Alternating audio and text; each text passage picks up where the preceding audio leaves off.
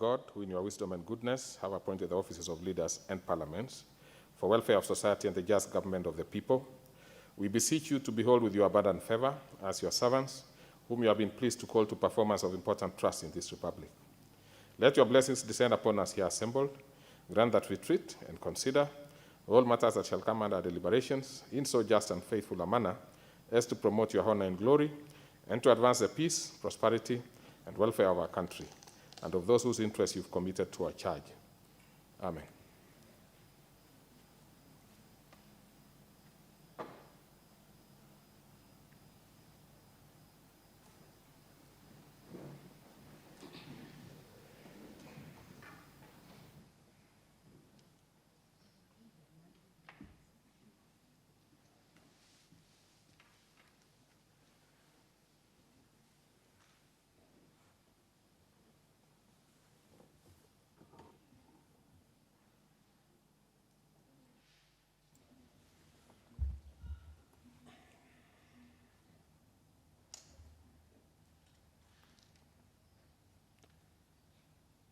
Honorable members, we do not have the required quorum, at least within the chamber. I will be asking the Sergeant at Arms Department to confirm with the members who are seated elsewhere. But in the meantime, I order that the bell be rung for 10 minutes, as we confirm also the numbers that are in other holding areas.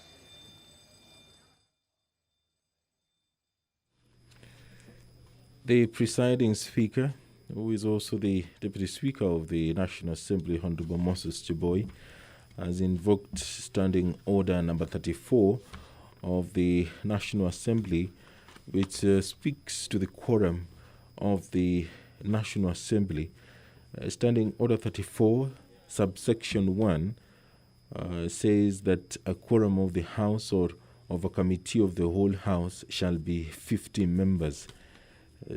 Standing Order 34, Part 2 says if there is not a quorum present when the chair is taken at the time appointed for a meeting of the House, immediately after the saying of the prayer, the Speaker shall order the bell to be rung for 10 minutes. And that standing order has been invoked by the Deputy Speaker of the National Assembly, Honorable Moses Chiboy. The Justice and Legal Affairs Committee will be moving a special motion regarding the consideration of a nominee for appointment as the Chief Justice of the Republic of Kenya.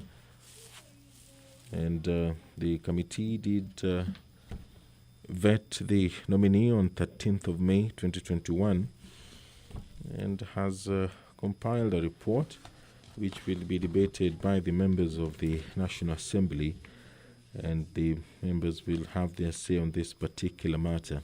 Such an appointment has to be considered by the National Assembly before the appointment is officially made by the President of the Republic.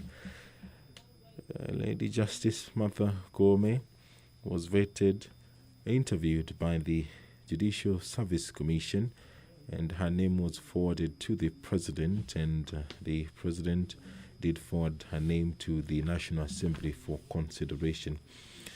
The Committee on Justice and Legal Affairs did make some observations and findings that Honorable Lady Justice Martha Koome was born in Meru County in 1960. She holds a Master of Law degree from the University of London, a Bachelor of Laws degree from the same university, and a postgraduate diploma in law from the Kenya School of Law.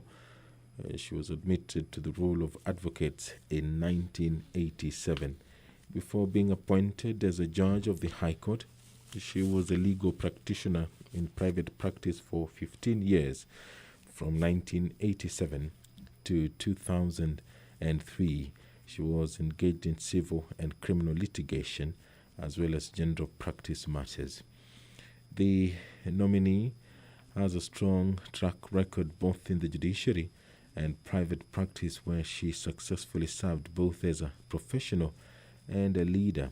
She is exposed to many different facets of law, varied working environments, people, and communities, making her a well-rounded individual. These are the findings of the Justice and Legal Affairs Committee of the National Assembly, which vetted Lady Justice Martha Karambu Koome on 13th of May 2021. The committee observed that the nominee has a proven strategic, judicial, and organizational value-driven leadership and focus. On leadership and professional membership, Lady Justice Martha Koome is a member of the Kenya Magistrates and Judges Association, Kenya Women Judges Association, International Women Judges Association, the Commonwealth Judges and Magistrates Association, among other professional organizations or associations. The nominee was engaged as co-chair National Steering Committee on the Children's Bill and the Committee developing guidelines on psychosocial support, child protection mainstreaming, legal policy formulation, as a member of a team that drafted the Children's Act 2011, among other professional engagements which the Lady Justice has been involved in an expansive career in the judicial sector. We are still waiting for the quorum of the National Assembly to be achieved, and the members are currently finding their way to the chambers to allow that house to quorate.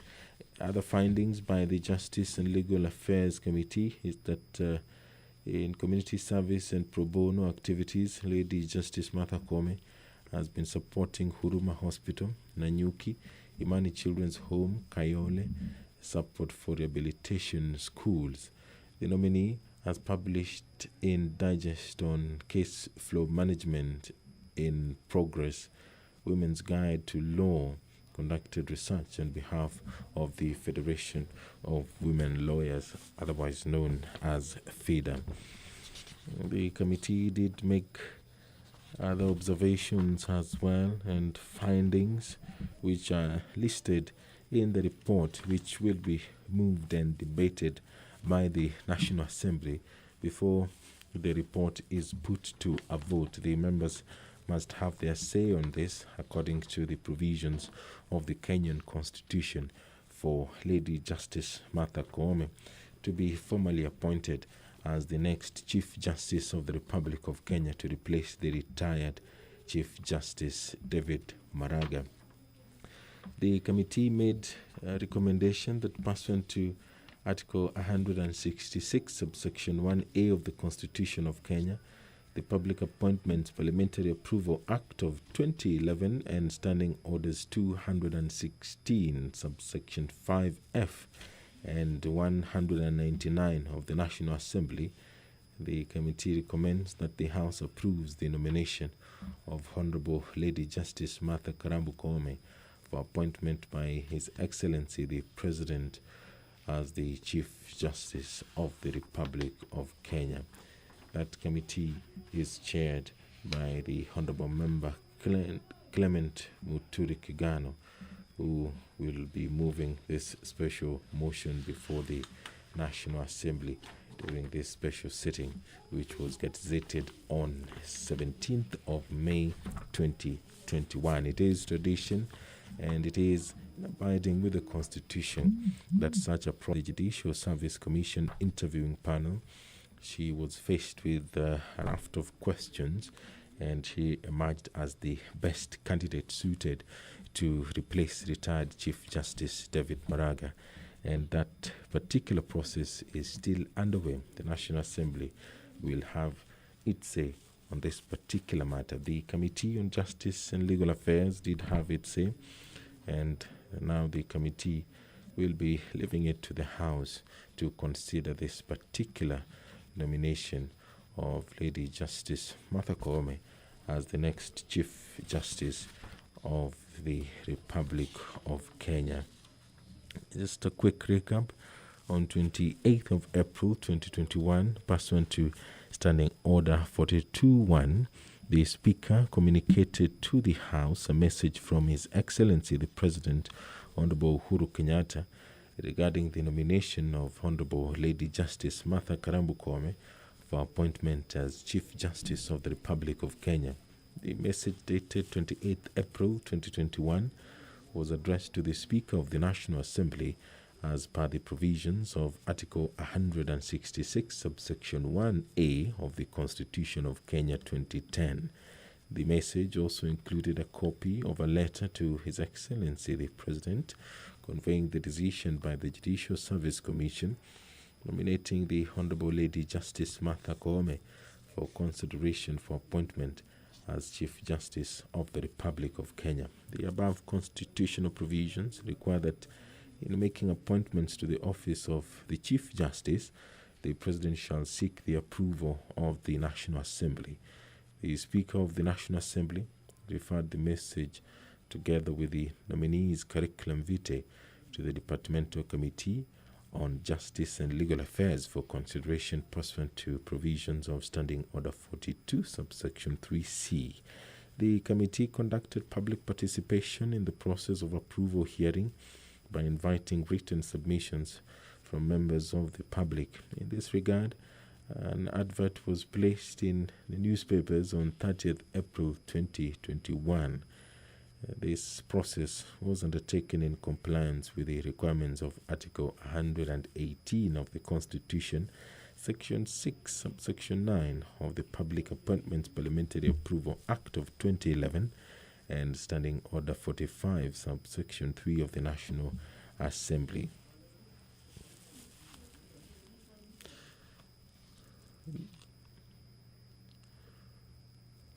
There are more members. They're walking into the chambers. Just to keep you updated is that the quorum bell is still being rung. That is courtesy of Standing Order 34, which has been invoked by the Deputy Speaker of the National Assembly, who is presiding the business of the National Assembly this morning during this special sitting. And the numbers required as per the Standing Order is 50 for the House business to begin. Without that number, then the business of the House cannot commence, and what happens is that the respective leadership of the House, that is the majority side and the minority side, they are required to mobilize their members to walk into the chambers, take their seat, and allow business to begin. But very close to the required quorum. So I will order an additional 5 minutes just to make sure that we have the right numbers. We are just short of the required quorum.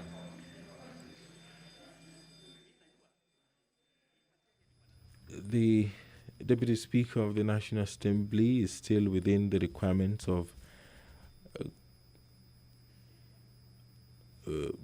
Standing Order number 34, which states that if no quorum is present at the expiration of the 10 minutes, the Speaker may direct that the bell be rung for a further 5 minutes, and if there is still no quorum present, the Speaker shall adjourn the House forthwith to the next sitting.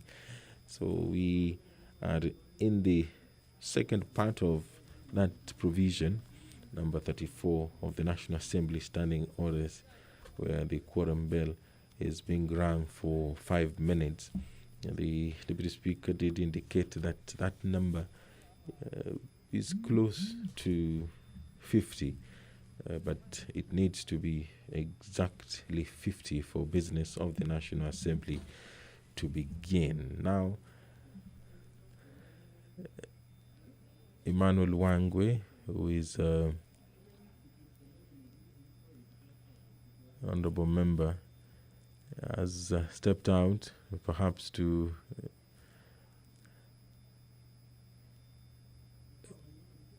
see if there are more members within the precincts of Parliament to make their way into the chambers. It is also important to note that the National Assembly, in keeping with the health guidelines provided by the Ministry of Health, has dedicated seating areas for members. The National Assembly chambers, which often hosts all the members currently, is not able to do so, and other sitting arrangements have been made elsewhere outside the chambers and in the members' lounge for those members who are willing to follow the proceedings to use the facilities. This is in keeping with the COVID-19 containment measures.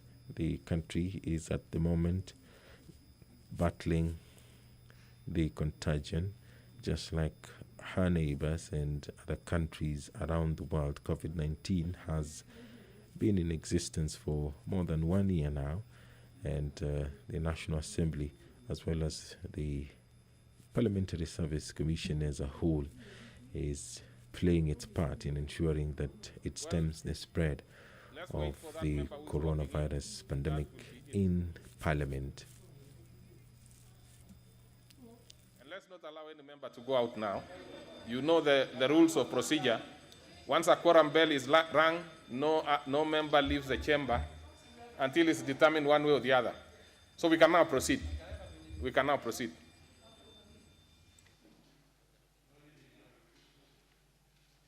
Let's proceed.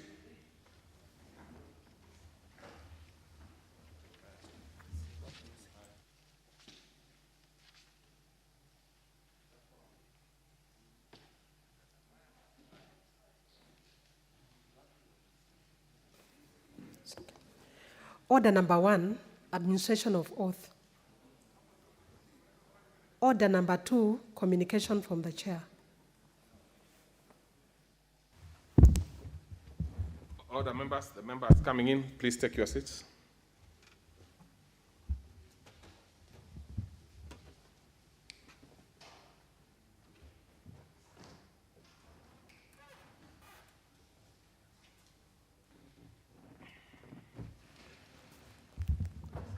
Honorable members, pursuant to the provisions of Standing Order 29 relating to procedure of convening of a special sitting of the House during recess, I wish to report to the House that on 13th May 2021, I received a letter from the Leader of Majority Party requesting that I convene a special sitting for the National Assembly to consider certain urgent business. Honorable members, having taken cognizance of the urgency of the business so specified in a letter by the Leader of Majority Party, I acceded to the request to convene a special sitting today, Wednesday, 19th May 2021, commencing at 10 a.m. for the morning sitting and at 2:30 p.m.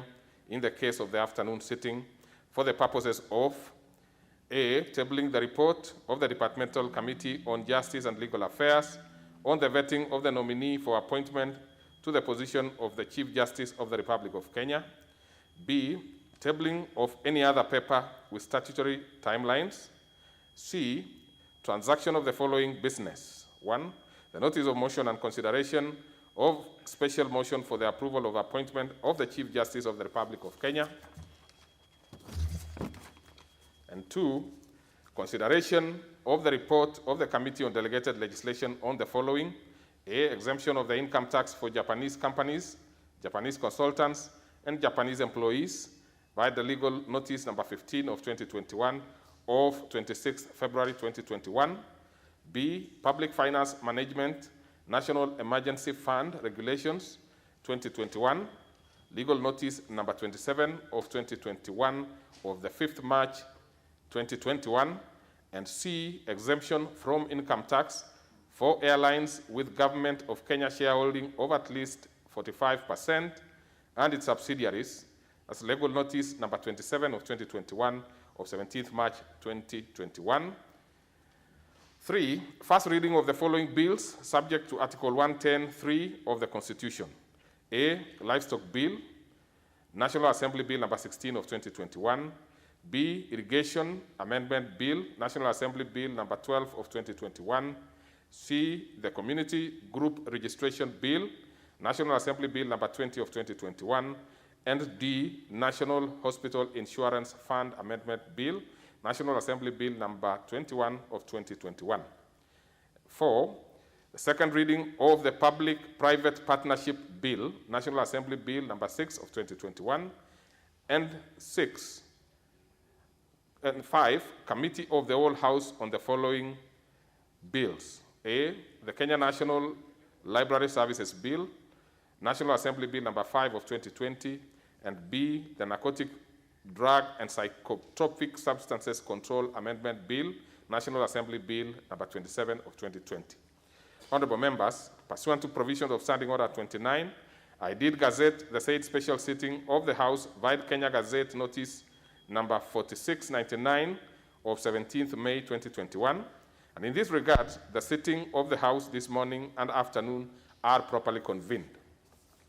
Honorable members, with respect of the two bills scheduled for the Committee of the Whole House, I have been notified by the Clerk's Office, received proposed amendments from several members last evening and others today, this morning, part of which ought to be brought to the attention of the respective committees for their input pursuant to provisions of Standing Order 131.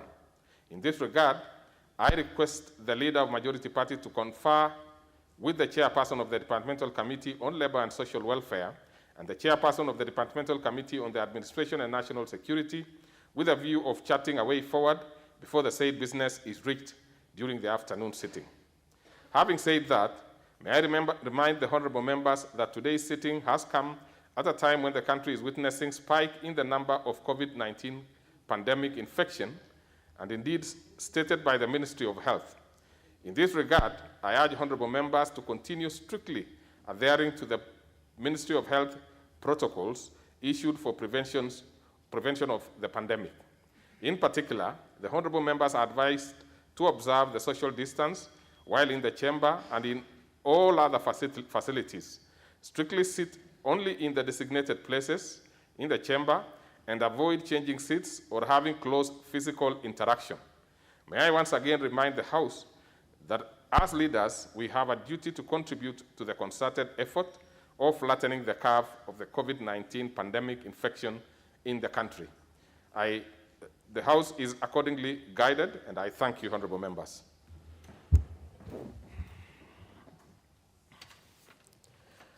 Order number 3, messages. Order number 4, petitions.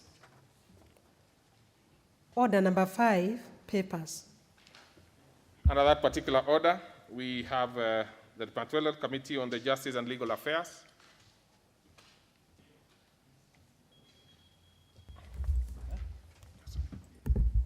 Thank you, Mr. Speaker. Mr. Speaker, sir, I beg to lay the following paper on the table of the House today, Wednesday, May 19, 2021, this morning's session. The report of the Departmental Committee on Justice and Legal Affairs on its consideration of a nominee for the appointment as the Chief Justice of the Republic of Kenya. Thank you, sir. Very well. So then we go to the next order. Order number 6, notices of motion. That actually is, again, to be done by the Chairperson, Justice and Legal Affairs Committee. So you have the floor, Chair. It's a busy day for you today.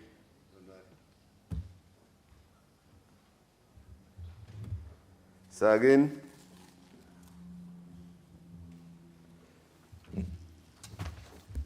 I beg to give notice of the following excuse me, motion that taking into consideration the findings of the Departmental Committee on Justice and Legal Affairs in its report on the consideration of a nominee for appointment as Chief Justice of the Republic of Kenya, laid on the table of the House this morning, Wednesday, May 19, 2021, and pursuant to the provisions of Article 166, Sub-Article 1A of the Constitution of Kenya and Sections 3 and 8 of the Public Appointments Parliamentary Approval Act 2011, this House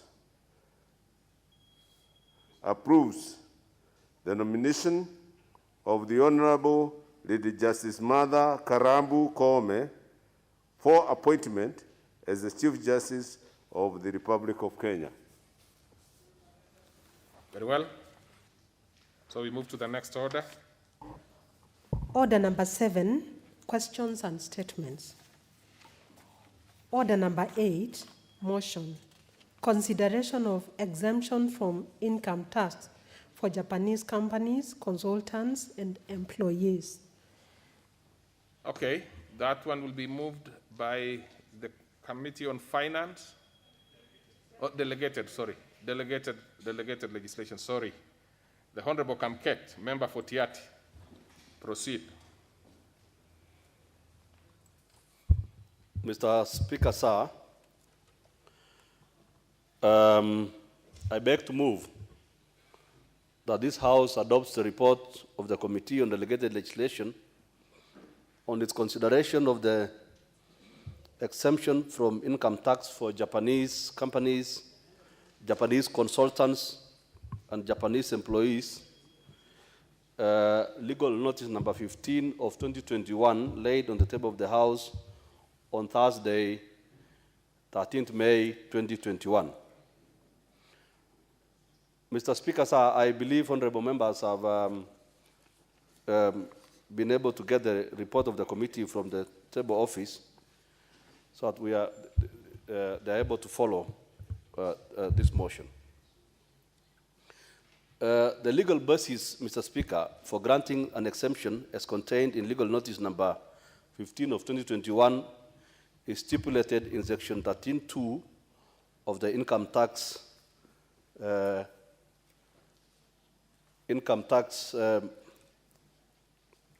Act, Cap 470, which empowers the Cabinet Secretary to exempt certain income tax. Section 13(2) of the Income Tax Act, Cap 470, empowers the Cabinet Secretary responsible for National Treasury by notice in the Gazette to provide that any income or class of income which accrued in or was derived from Kenya be exempted from tax to the extent specified in such a notice, and that any exemption shall cease to have effect either generally or to the extent specified in the notice. Furthermore, where the Cabinet Secretary issues such a notice, Mr. Speaker, it has to be laid before the National Assembly without unreasonable delay. The Act further provides that if a resolution is passed by the National Assembly within 21 days on which it next sits after the notice is so laid that the notice be annulled, it shall thenceforth be void, but without prejudice to the validity of anything previously done thereunder or to the issuing of a new notice. The House, therefore, Mr. Speaker, has to pronounce itself within the statutory timelines. And if the notice is expressly approved, then it shall be deemed to have been implied approved. The exemption for income tax for Japanese companies, Japanese consultants and employees seeking to exempt those Japanese companies, consultants, and employees was published on 26th January 2021 and submitted to the Clerk of Parliament and laid before the House and given to the committee on 21st March 2021 in accordance with the Statutory Instruments Act. The main purpose, Mr. Speaker, of this exemption of income tax before us today, as indicated is in respect of income accruing in or derived from Kenya by Japanese companies, consultants, and employees involved in projects under the financing agreements signed between the Government of Kenya and the Government of Japan. The policy and requirement of the Government of Japan is to have Japanese companies, consultants, and employees involved in the implementation of any project financed by the Government of Japan exempted from tax. This is not limited to Kenya only, but is the requirement of the Government of Japan for all financing agreements between the Government of Japan and any other government. All agreements signed between the Japanese government and the government of Kenya contain this exemption. Mr. Speaker, specific agreements are contained in the schedule which is contained in the report. For example, I'll just give a few examples, Mr. Speaker. The project for the improvement of the power distribution system in and around Nakuru County and Mombasa City County. The project for infrastructure development in Mombasa Special Economic Zone near Dongokundu area. The project for enhancing trade facilitation and border control capacity in East Africa. The project for human resource development, scholarship, health sector policy loan for attainment of universal health coverage. Olkaria 1 unit for geothermal power project, Moya irrigation development project, among others. They are all contained in the schedule. Mr. Speaker, sir, on scrutiny of this instrument, the committee examined the exemption from income tax for the Japanese companies, consultants, and employees in accordance with the Constitution of Kenya, the Interpretation and General Provisions Act, the Income Tax Act, and the Statutory Instruments Act.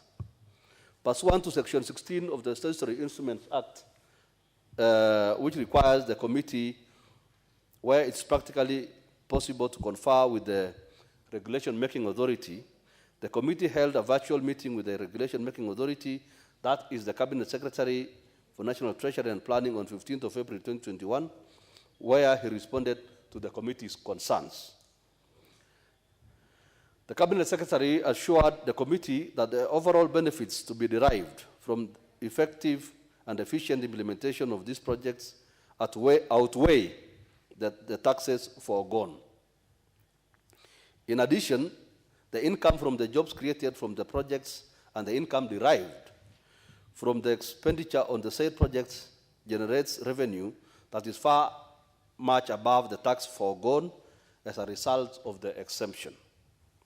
Honorable Speaker, the members raised some concerns that, that the exemption seems discriminatory and stands to benefit Japanese nationals more than the Kenyan citizens, considering that local companies are not exempt from tax, yet the Japanese enjoy expatriate benefits. In addition, some Kenyan companies doing business in Japan do not enjoy similar exemptions. Members also sought, Mr. Speaker, to note the status of each of the agreements earmarked for exemption.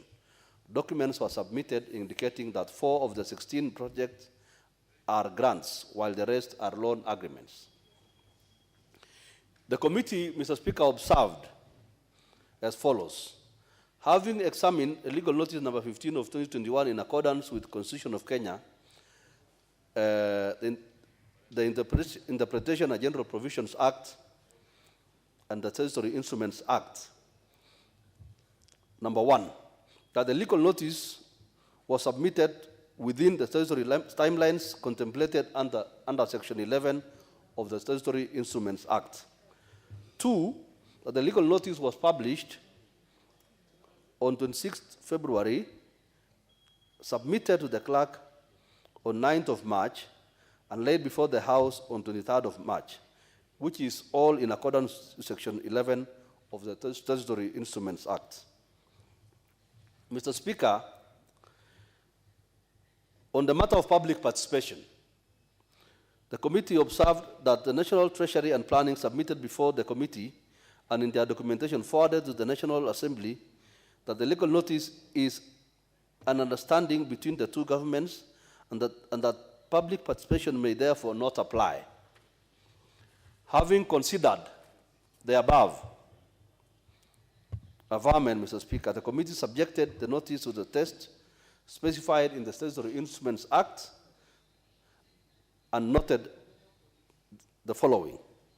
Section 13(2) does allow the Cabinet Secretary to exempt certain activities from taxation, save that if he so exempts then the notice must be published in the Gazette for the public to know without delay, and that it must be submitted to the National Assembly. Honorable Kamket, just, I know you are moving very well, you are meticulously doing your work, but since the members have the report, just summarize. I'm summarizing, Mr. Speaker. I'm actually ending. Okay, Yeah. that would be okay. Thank you, Mr. Speaker. Mr. Speaker, therefore, the recommendation is that pursuant to Standing Order number 210-4, and having examined, Mr. Speaker, legal notice number 15 of 2021, in line with the Constitution, the Interpretation of General Provisions Act, the Income Tax Act, and the Statutory Instruments Act, the committee recommends, Mr. Speaker, sir, that the House approves the exemption from income tax for Japanese companies, Japanese consultants, and Japanese employees in accordance with Section 62 of the Income Tax Act, Cap 470. Mr. Speaker, sir, I beg to move and ask my Vice Chairman, the Honorable Njagagwa, to second. I thank you, Mr. Speaker. Honorable Njagagwa, in the same spirit of summary,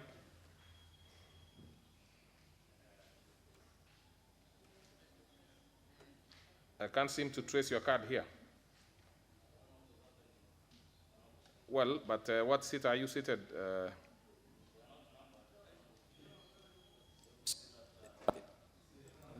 There you have Number now. 19. Number 19. Actually, it's 161 from my end. Thank you very much, Honorable Speaker.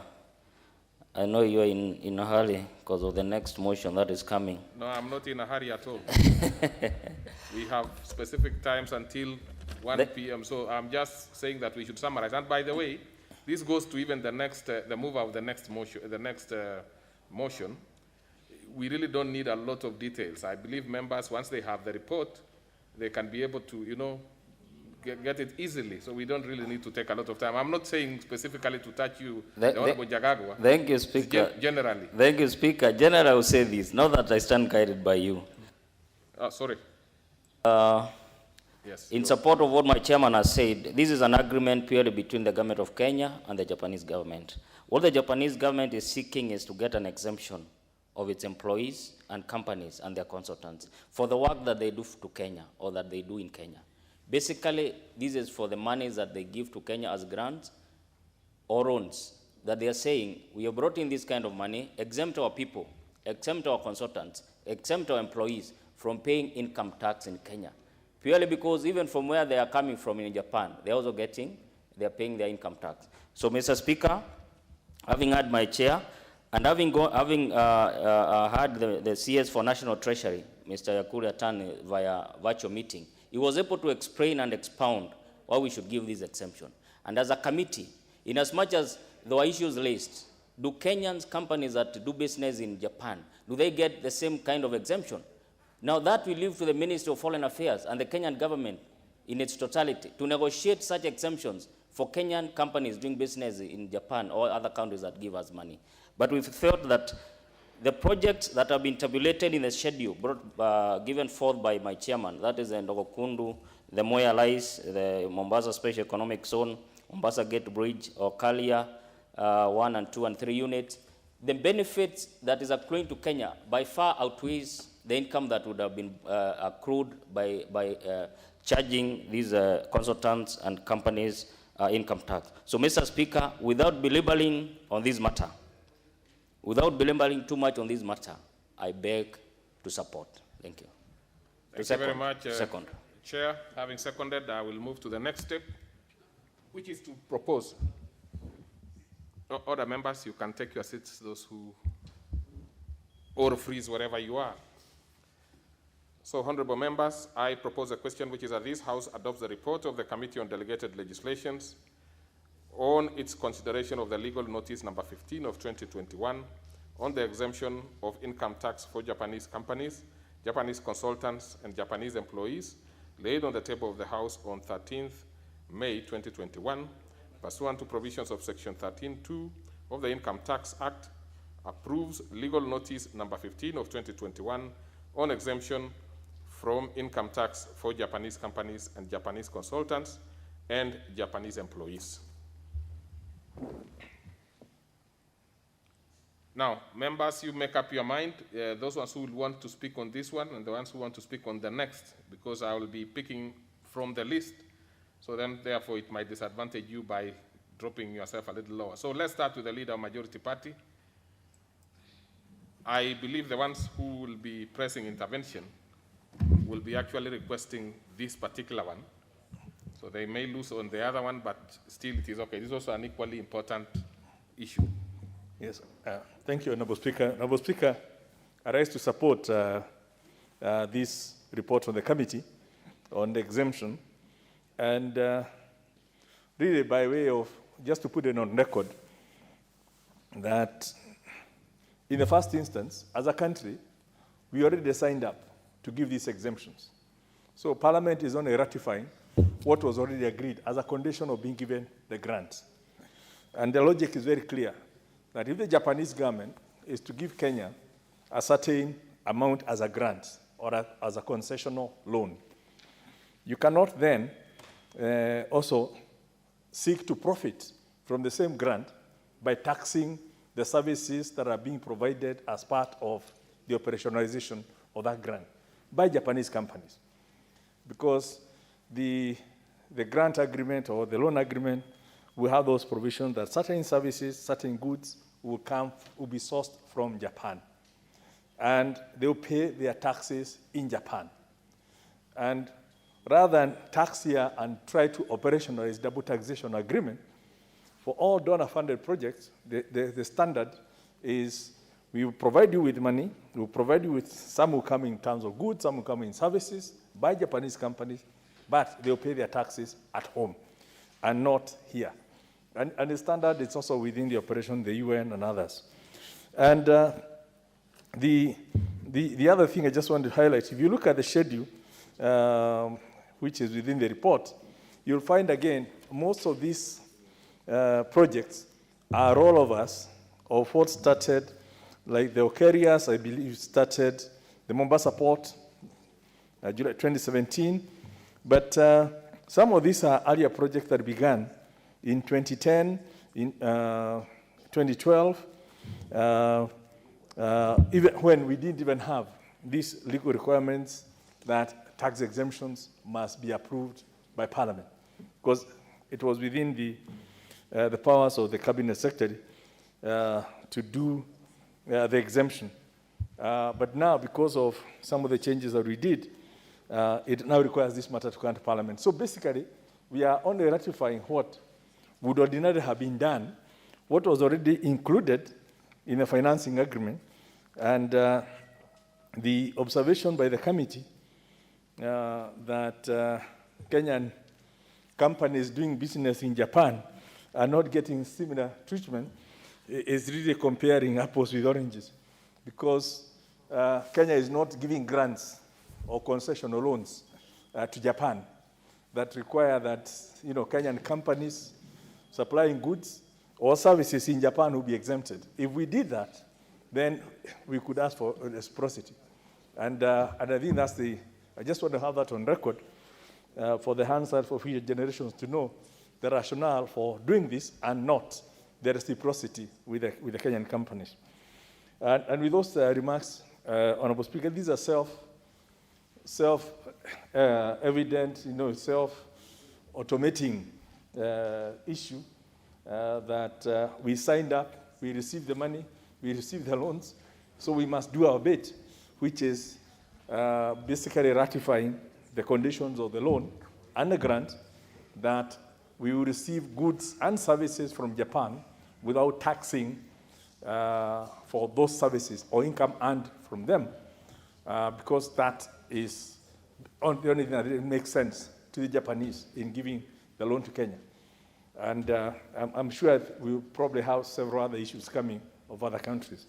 So with those remarks, I beg to support. Okay, member for Gilgil.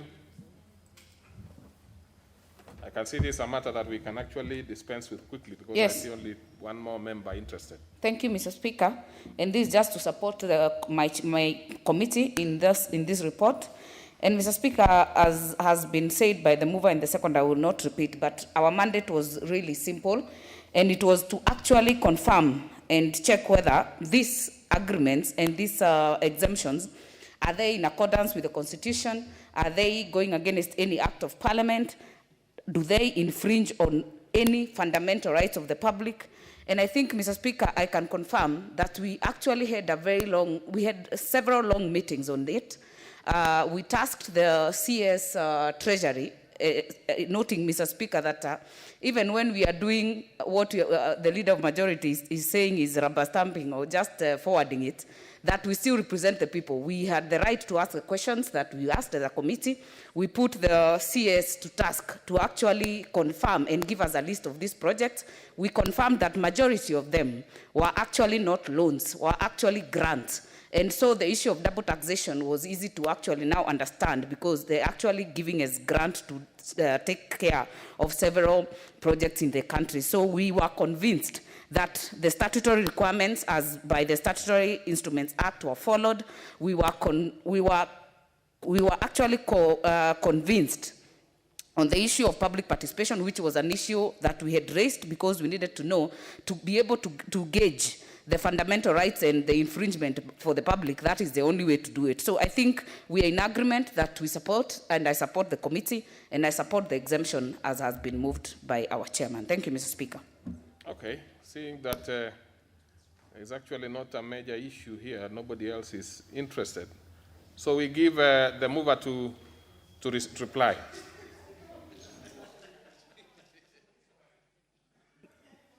Order, members. Order, members. Order. Member for Baraka. Mr. Speaker, thank you very much. I had asked members to place it at the intervention. No member had done that, so proceed and reply. Mr. Speaker, sir, I want to thank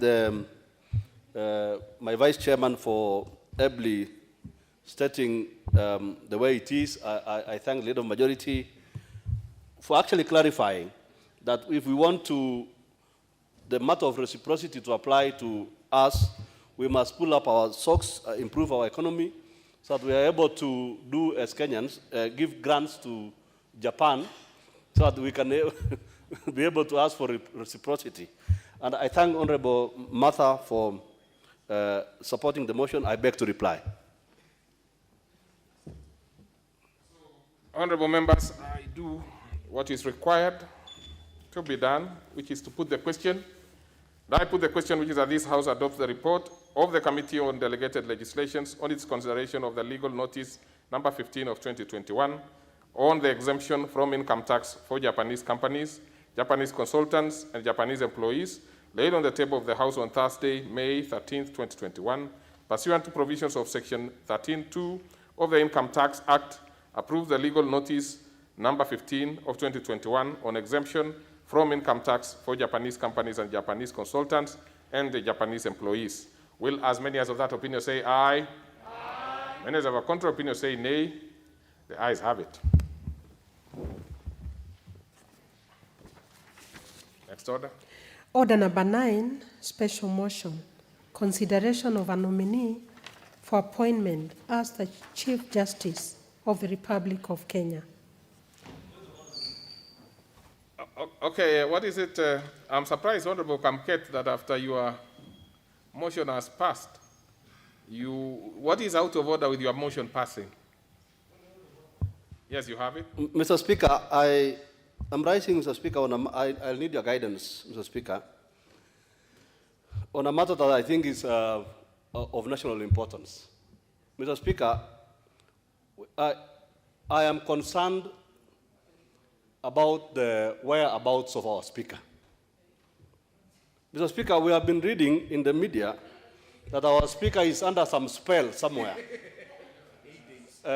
He's been put in quarantine for about 8 days or 10 days in some place. How safe, Mr. Speaker, is our Speaker? Order. We want to be assured as members of this august House that the Honorable Speaker is safe and is in good health wherever he is being held by those people who would not know who they are. Now, you know, Honorable Kamket, and you have been a speaker yourself, of course, of an entity which is much smaller than this one, and you know for sure that the person who sits on the chair is actually the speaker. Yes. Now, if you're asking about the health of the speaker, well, that is normally, you know, there is that confidentiality. But I can assure you, because you know, the speaker and his deputy interact on many, many issues, that the speaker is completely safe. Now, if there be a quarantine, which I do not know which quarantine you refer to, it is definitely not a medical quarantine. So, and especially now, because there are issues to do with COVID and the rest, it should be clear that the speaker is not under any quarantine whatsoever.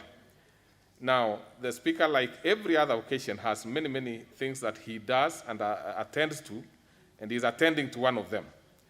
He is available, of course, as soon as he's actually available on call, especially from those people who are fairly, you know, I do not want to go beyond there, but he's okay. There is no quarantine whatsoever. So it's nothing that you should. Let's proceed to. Yeah? By the way, did you read the Gazette notice? He's the one who signed it. And he's actually on top of everything. Yeah, anything else that I hear you've read on press and others, I'm not going to get involved because I am not completely briefed on that. The brief that I have is that it's perfectly in order. So let's proceed.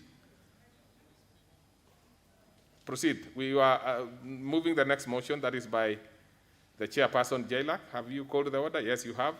So proceed. In the same spirit that anything that is detailed in your report, you really don't need to repeat it, the members can read. You pick those salient areas, then we can be able to dispense with every activity that we have, because we only have today to deal with these matters that were set out by the Speaker. Thank you, sir. Formally, let me set out the motion. Mr. Speaker, I beg to move the motion that taking into consideration the findings of the Departmental Committee on Justice and Legal Affairs in its report on the consideration of a nominee for appointment as the Chief Justice of the Republic of Kenya, laid on the table of the House on Wednesday, May 19th, 2021, and pursuant to the provisions of Article 166, Sub-Article 1A of the Constitution, Sections 3 and 8 of the Public Appointments Parliamentary Approval Act 2011, this House approves the appointment of the Honorable Lady Justice Martha Karambu Koome as the Chief Justice of the Republic of Kenya. Mr. Speaker, the report of my committee is fairly exhaustive. It is self-explanatory. It is online. But I would like to mention at the outset that my committee was able to beat the deadlines that were previously given by the Speaker, 24th of May, by 10 days. Mr. Speaker, without delving into the major report, I would like to highlight, with your permission, some of the special attributes that make the Honorable Martha Koome stand out uniquely as a first above equals, but with unmatched qualities for the office of Chief Justice. Mr. Speaker, if you allow me, to remove my mask to be able to. I'm very uncomfortable. Yes, I have kept with distance. with that. As you can see.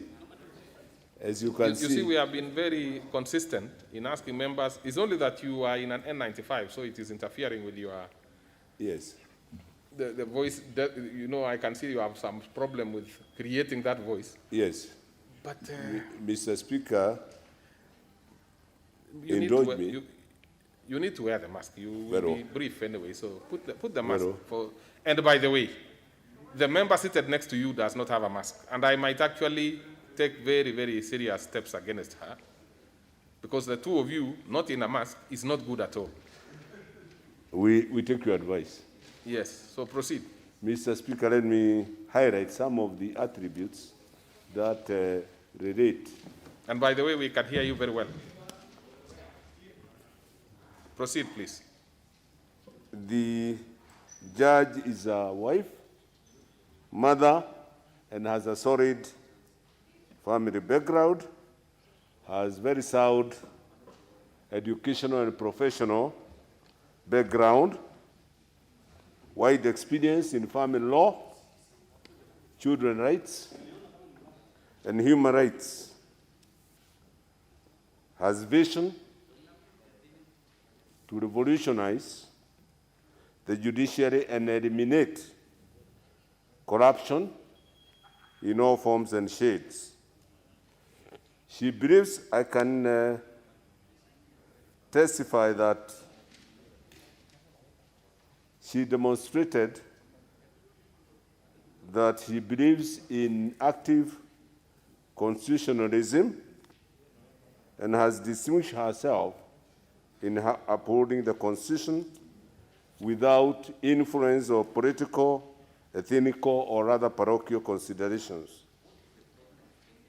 She is an able communicator who undertakes to improve the relationship between Parliament and the executive and the judiciary to ensure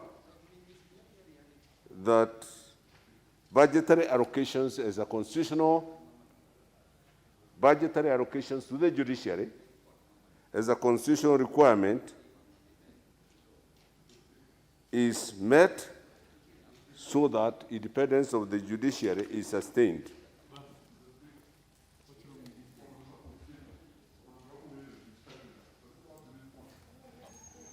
Honorable Babu Awino, I know you are a first-timer. Something called a phone is not allowed within the chamber because, you know, you are actually out of order, really. You need to apologize for, you know, if, in fact, without even hiding it, you are actually standing up to do that. Honorable Babu, what do you have to say before I take any punitive steps against you? Honorable Babu Ongili. Sorry for that, Mr. Speaker.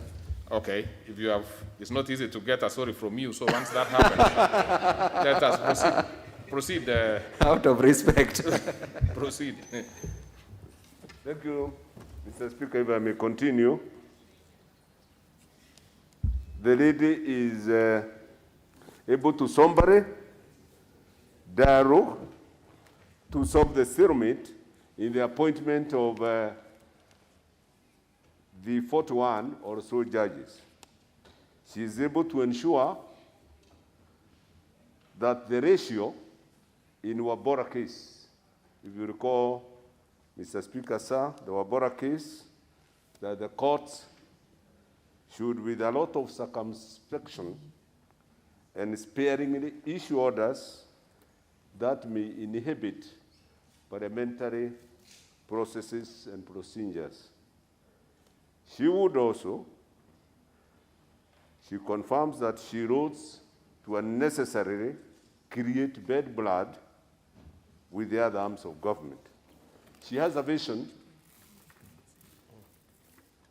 to ensure wide access to justice, and this She demonstrated at a previous station in Kitare when she extended Yes.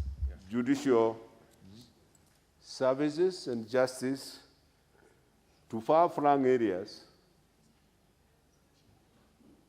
Doktown, Londo, and Okcha. She was able to provide mobile facilities for justice. She created that facility. She is ready to avoid and curtail any activism and experimental, new and untried areas of jurisprudence.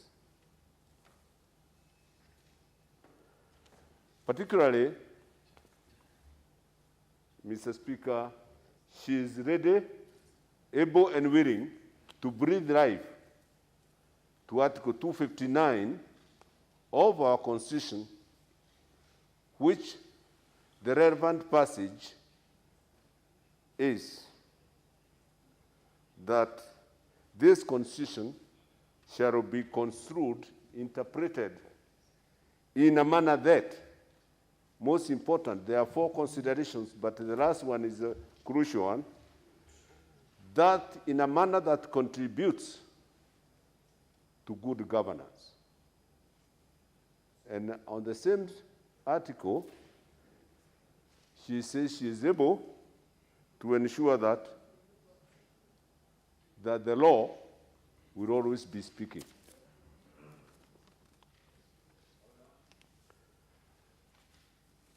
We found that she is able to think outside the box and that she would not be living in a judicial island or utopia or ivory tower. She aspires to do substantial justice other than delving on technical formalities. She will critically think beyond Maraga advisory by invoking the principle that the law serves man and humanity and not the reverse. That the law is not static, must be actualized in a manner that contributes to good order. She will be seeking to retain, to reclaim lost glory for the judiciary in line with the principles enunciated, those professional colleagues and others that may know, the principles that were for a long time enunciated by the late Justice Chunalao Madan, that is the greatest Chief Justice Kenya has had so far. Then there was another judge, the principles laid by a judge in Uganda, 1966, Sir Udo Udoma, who in 1966, after Obote overthrew Kabaka, there appeared to be a vacuum in government. And that judge said that there can never be a vacuum in institutions of government, and that because Obote government appeared to be in control de facto, he made it the de jure government of Uganda. Then lastly, there is Lord Denning, famous for what we call high trees, espousing on estoppel, and many other milestones. I mentioned this because these are her mentors. Mr. Speaker, the other salient matters that were noted by the committee are that there were some objections raised to her appointment made by Nelson Harvey, Keref Kaliva. These same objections had been raised before Judicial Service Commission in that forum, they were dismissed. But in my committee, in its wisdom, found that these objections had no root, they were unmeritorious, unsubstantiated, vexatious, and malicious. The committee was also satisfied with the response by the nominee to the objections. All the necessary statutory reports and other necessary reports by KRA, intelligence, and other bodies were furnished to the committee. That Article 166 relating to appointment of the Chief Justice were met, and that all the statutory procedures preceding the approval had been duly met. Mr. Speaker,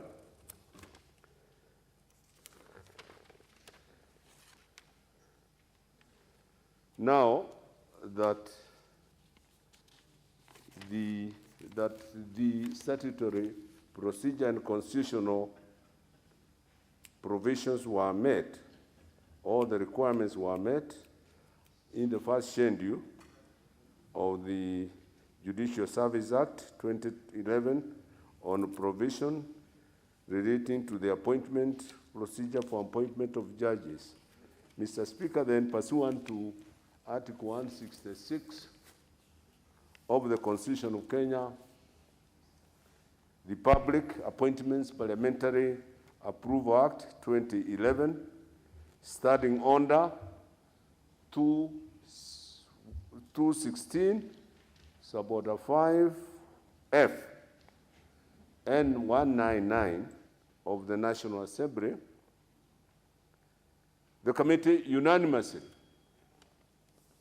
recommends that, and by unanimous, Mr. Speaker, I say the committee is constituted by 19 members, 15 set, 4 are absent with apologies, and those 15 have appended their signature endorsing the approval of Lady Justice Mother Karabu Koome for appointment by His Excellency the President to become the next Chief Justice of the Republic. Mr. Speaker, sir, lastly, I wish to express gratitude to all members of GLAC for the efficiency, devotion in dealing with this matter and rendering the report professionally and expeditiously. The committee also wish to express gratitude to the Office of the Clerk of the National Assembly and his staff for ensuring that all processes attendant to this nomination were professionally handled and timelines met. In the circumstances, therefore, Mr. Speaker, I beg to move and ask, request that my Vice Chief Justice, I think... Well, there is a lot of merit in allowing other members to speak, even if you are the chair, because that makes it easier for you to canvass and have people support you. So if you take all the time between yourselves, it becomes a bit difficult for you to get support. So I'm saying as a member who's been here for a long time, and I also see a few members who have been, it is better when you are brief. You will be able to give other members an opportunity to contribute one way or the other and have something to say when you are responding, when you are replying. So you have asked that we give the Honorable TJ. Mheshimiwa TJ Kajwang, yes, my Vice Chair. Honorable TJ, let's have you doing this. Mr. Chair, Mr. Speaker, it looks like the member for Kangema has very good words for me. He's praying for me. one of these days, I think he will vet me for the position that he seems to think that I merit. Allow me, Mr. Speaker, first of all, to express my appreciation to the House for nominating me into this committee. I've not had the opportunity since I was nominated. And I also want to thank the committee for expressing confidence that I can join them in the leadership of this committee. I promise nothing but lowliness of heart, humility, and that I will proceed according to the law. So, Speaker, sir, management of committees is like a soccer match. The coach knows who and who to field in the soccer match.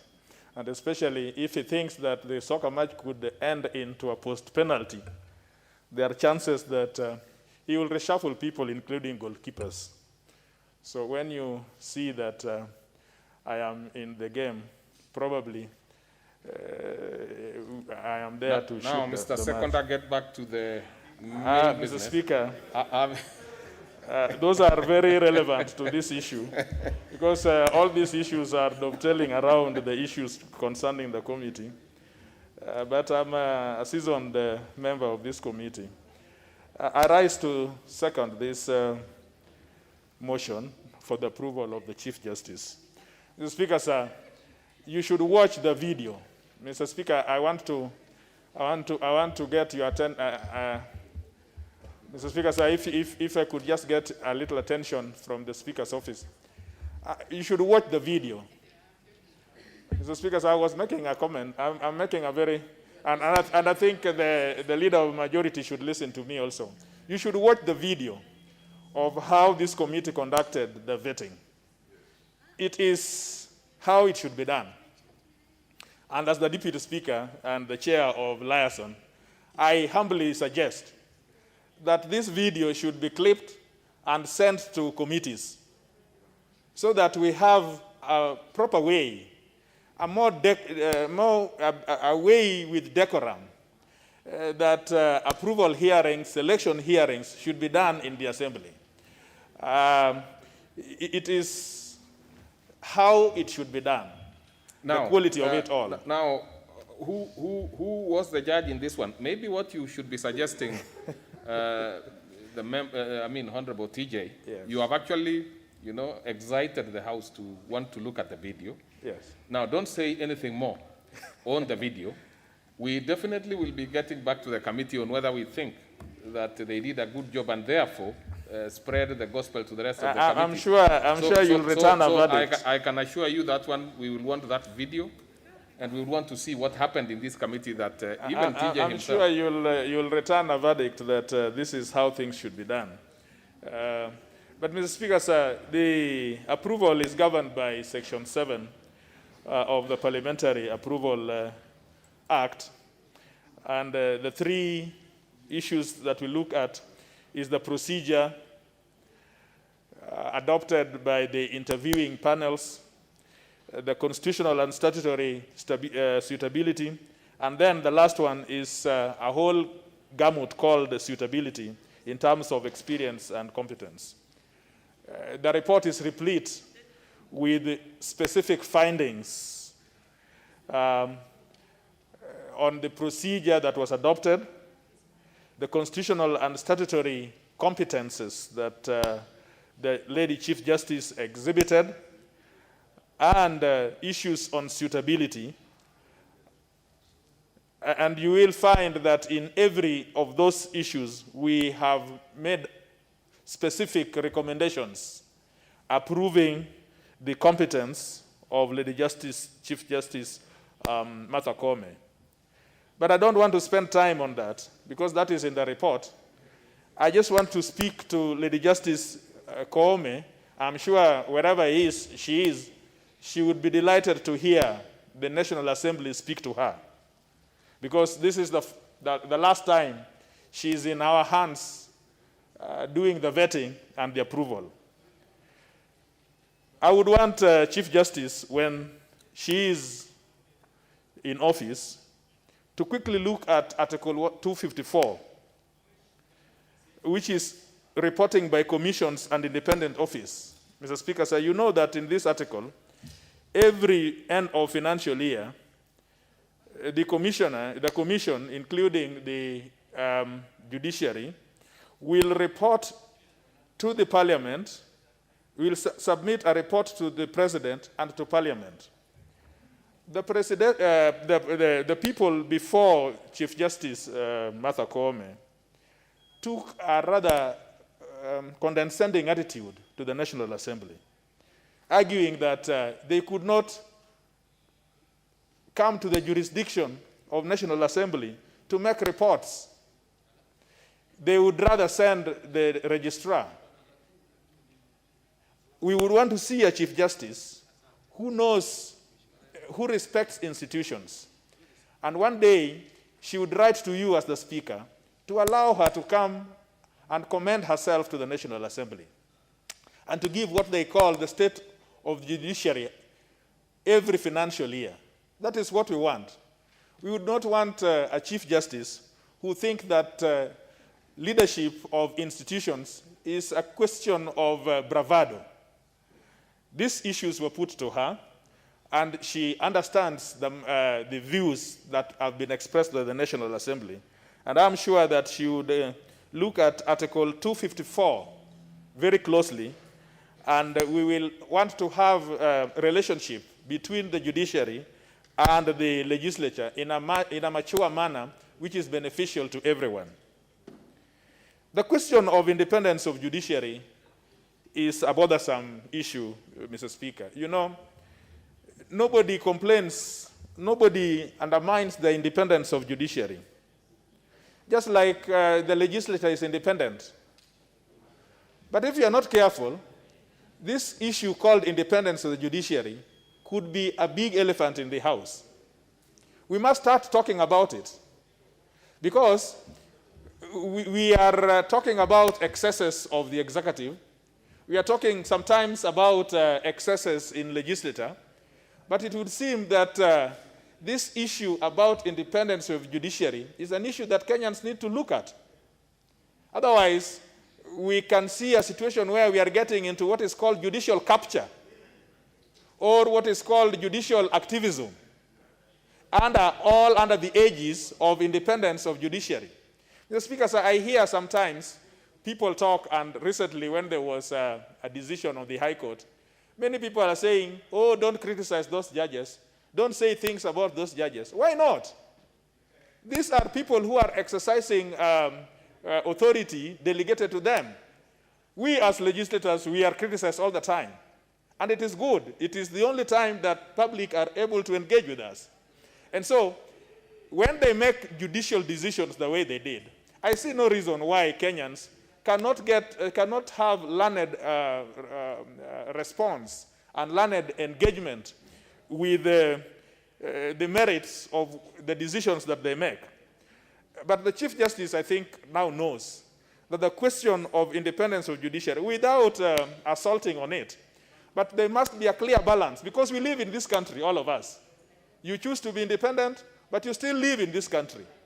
And so, if you want to run a judiciary which goes by legalese rather than the practicals of how we live, then you now know that you are living in a utopia.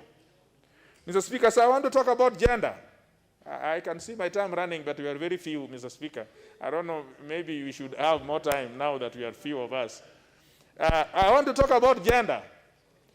The Chief Justice very well knows that the office of the Chief Justice, as well as the office of the Deputy Chief Justice, are both of one's gender. Now they should know that with that in mind, for the time that they will be in that office, there is another gender that is watching them. How they are going to exercise themselves. Mr. Speaker, sir, a few minutes to talk about gender. Honorable TJ, whether you are going to talk about gender or anything else, you see, Honorable TJ, it's the same argument I had with your chair, that you see yourselves and the committee really went through this issue. So you probably need less time yourselves. Now, I just want you to second. Speaker, sir, you remember there were a few engagements we had with the Speaker. One minute. Yes, TJ. there is the other agenda. There is the other agenda that is watching. And we would want to be comfortable. For the first time, power is in the hands of two people. We want to see how they are going to exercise this power where both genders are concerned. We are very interested. Mr. Speaker, sir, let me sit down by also talking about ethnicity. I know my senior member for Kisumu East is going to talk about this, but I must speak about it. It is known, and everybody knows. No, I am seconding. You second I now. have been in this house long enough to know how to second. If you are a first timer, you should know that I have an opportunity to say everything and anything about the report. Well, within the time allocated. So you second now. I second, Mr. Thank Speaker. you very much, TJ. TJ, now that is... so let's proceed and do what we are supposed to do, which is to propose a question. And I proceed to propose a question, honorable members, which is that taking into consideration the finding of the Departmental Committee on Justice and Legal Affairs in its report on the consideration of the nominee for appointment as Chief Justice of the Republic of Kenya, laid on the table of the House on Wednesday, 19th May 2021, and pursuant to provisions of Article 166(1)(a) of the Constitution and Section 3 and Section 8 of the Public Appointments Parliamentary Approval Act 2011, this House approves the appointment of Honorable Lady Justice Martha Karambu Koome as the Chief Justice of the Republic of Kenya. Subject, of course, to the notice that has been made. No, there is no issue of putting the question. Honorable members will be allowed to speak. What is it the member for Mbere North?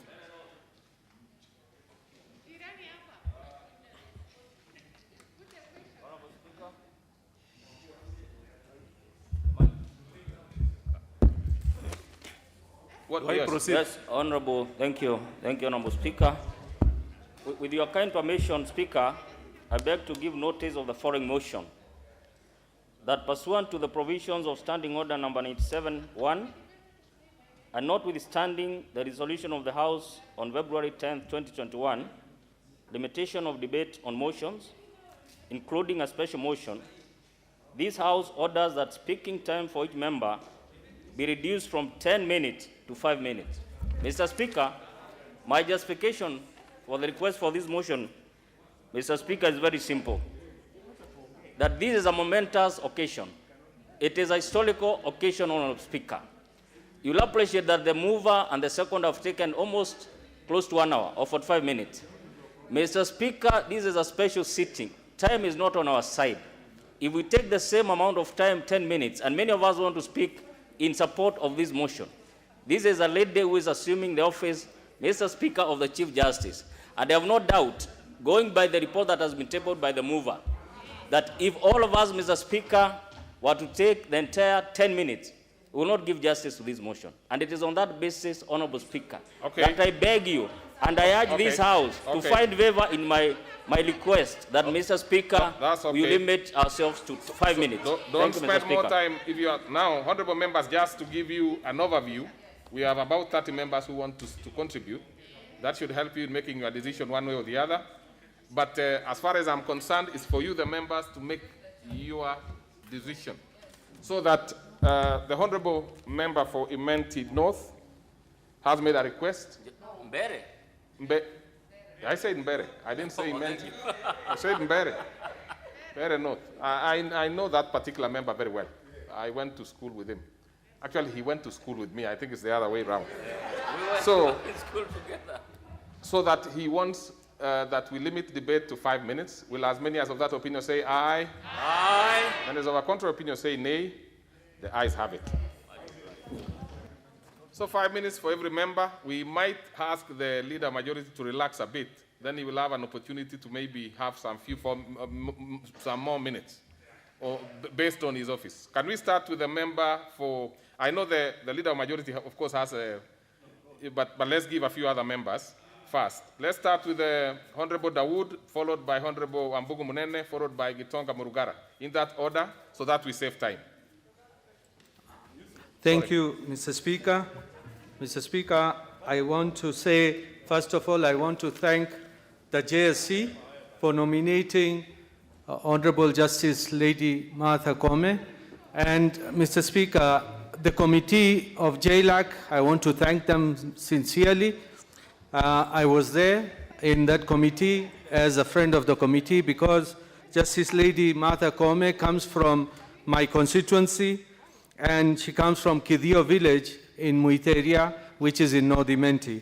Mr. Speaker, I agree with the Vice Chair when he said people should watch the video, because, Mr. Speaker, I was in that, in the sitting on the approval, and the questions they were asking, I was very, very scared initially that if this is the way we are going to be vetting people, then I think nobody will go through, because I've been to many vetting when I was in the Finance Committee, and it used to be like a rubber stamp. But that day, I was glad of the questions which the JLAC committee asked, especially Mheshimiwa from Kisumu, Mheshimiwa Alago Oloch, Senior Counsel, when he asked Justice Martha Koome whether it would prick her conscience to come from the same area of the judiciary headed by somebody from the same mountain area.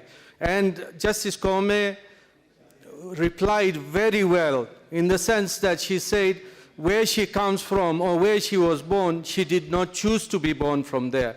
And that is what should be the case in this country, Mr. Speaker.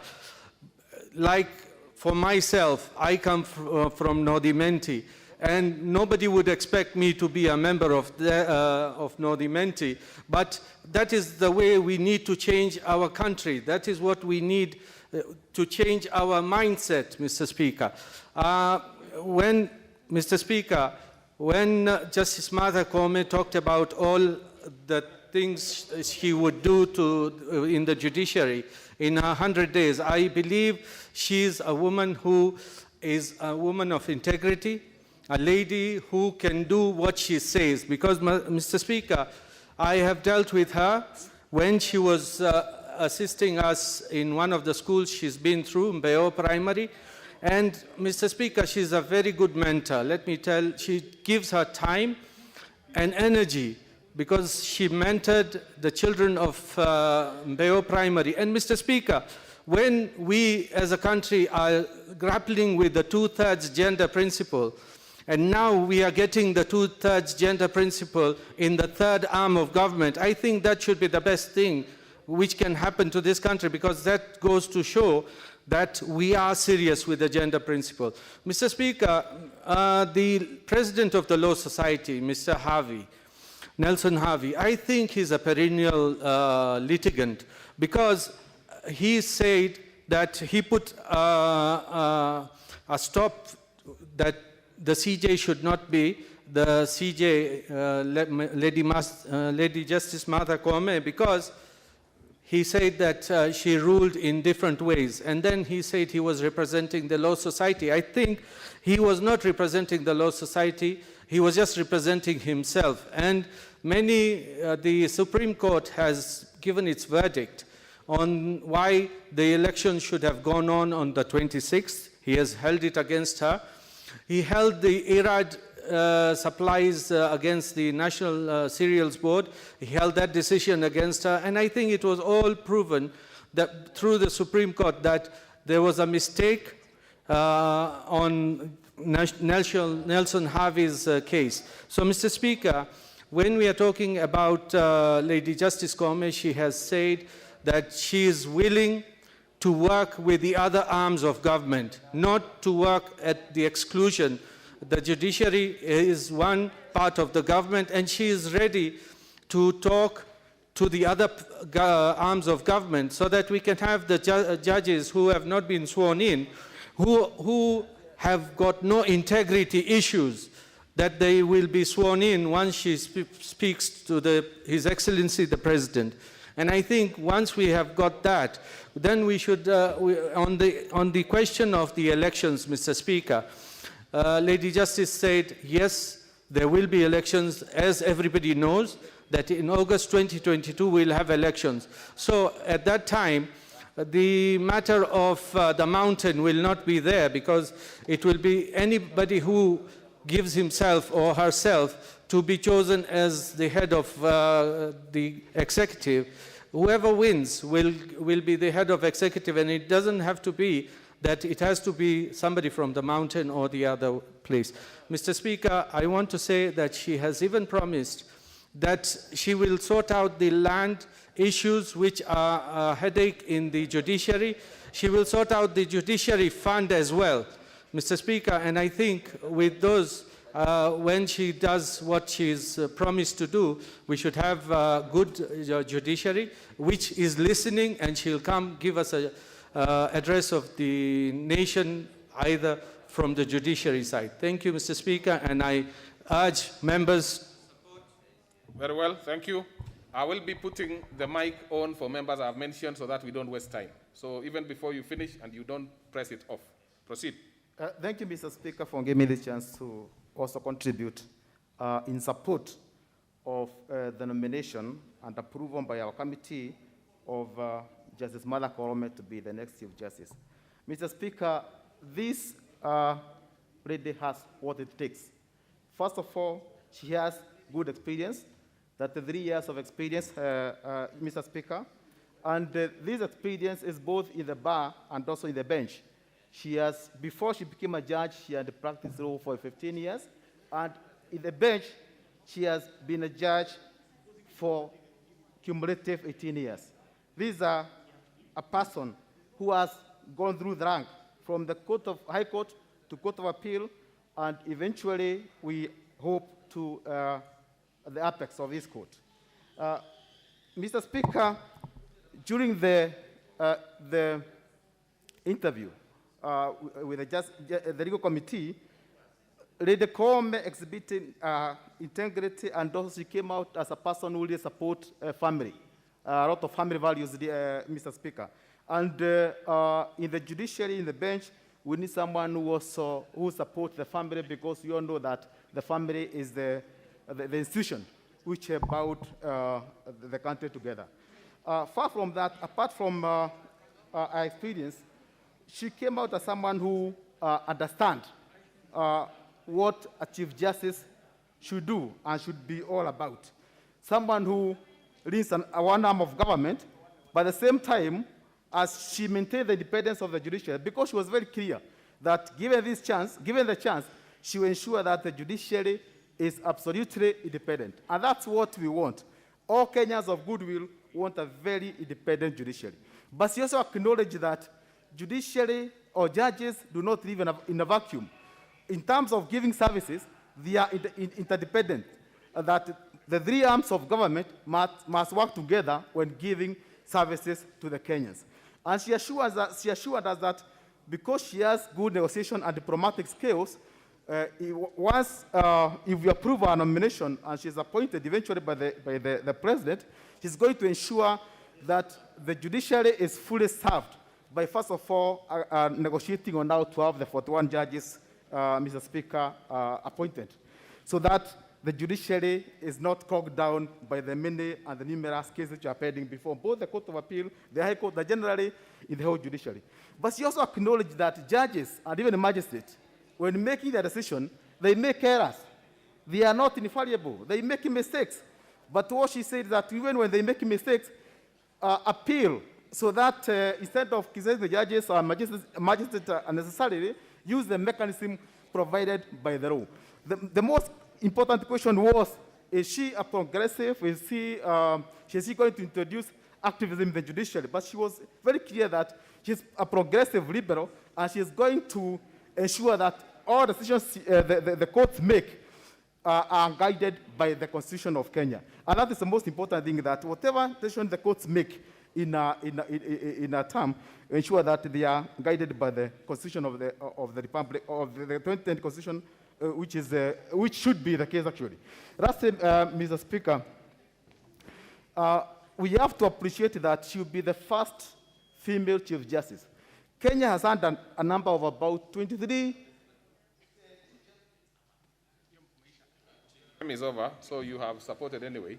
So we'll give Honorable Murugara, but Murugara, you'll be next because I have had some complaints that the ladies have not spoken. So I will interchange. So we will have the Honorable Member for Gilgil coming before you as you prepare. Yeah, Thank you, Mr. Speaker. That's how it can work. And for the indulgence.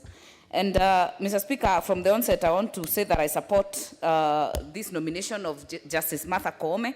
It is indeed a historic moment to have one arm of the government in this country being led by a woman. We are proud, Mr. Speaker, and not only led by a woman, also deputized by one, as it is. And I want to assure Honorable TJ Kajoang that we have been watching you in the other arms of government. So this time, we say, sit back and take notes, because I have no doubt that Martha Koome would do us proud. And Mr. Speaker, I say that in cognizant and knowing very well that if a woman fails in whatever position, it is seen like the whole gender fails. It does not apply for men. If a man fails, it is seen as one. But when a woman does, so she also knows the weight on her shoulder. And Mr. Speaker, the issue of her professionalism has been demonstrated in the report. And I want to thank the committee because they did a proper job in terms of digging into her intellectual capacity, her legal judgment, and even her background, Mr. Speaker. And coming from a human rights defender background, Mr. Speaker, we expect that she will be progressive, as has been said in the report, and she joins other countries in Africa, including Mali, Senegal, Nigeria, and others that have had a Chief Justice who is a woman. So, Mr. Speaker, for all the girls in this country, for all the women in this country, we are proud of Justice Martha Koome. And I pray, Mr. Speaker, that one thing that we'll be looking forward for her to do is what she said. She has to jealously guard the independence of the judiciary, as has been said before, Mr. Speaker. And that is not to say that they exist in a vacuum. It must be interdependent, even with the other arms of government, but at the same time, ensuring that the independence is guarded. Mr. Speaker, I also hope that she will be at the forefront, because she has done it before in her career, to bringing justice closer to the people. In terms of the mobile clinics, I hope this time, Mr. Speaker, she will do an overhaul. She will ensure that the backlog in the courts of this country, Mr. Speaker, are reduced. Because we have seen people who have had court cases that drag for 20, 25 years. You even die before even knowing your verdict. So I hope that she will be at the forefront to ensure that she has improved that.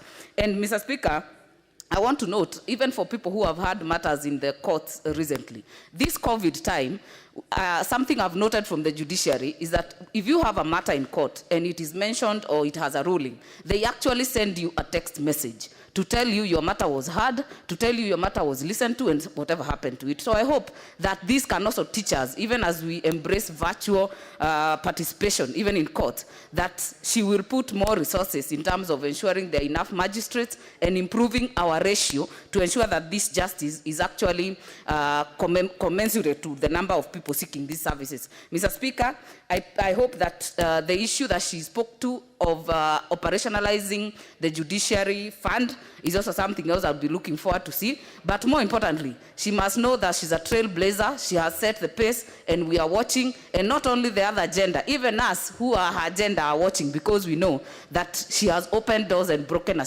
glass ceiling to be the first Chief Justice of this nation. And I support, Mr. Speaker. Thank you, Mr. Speaker.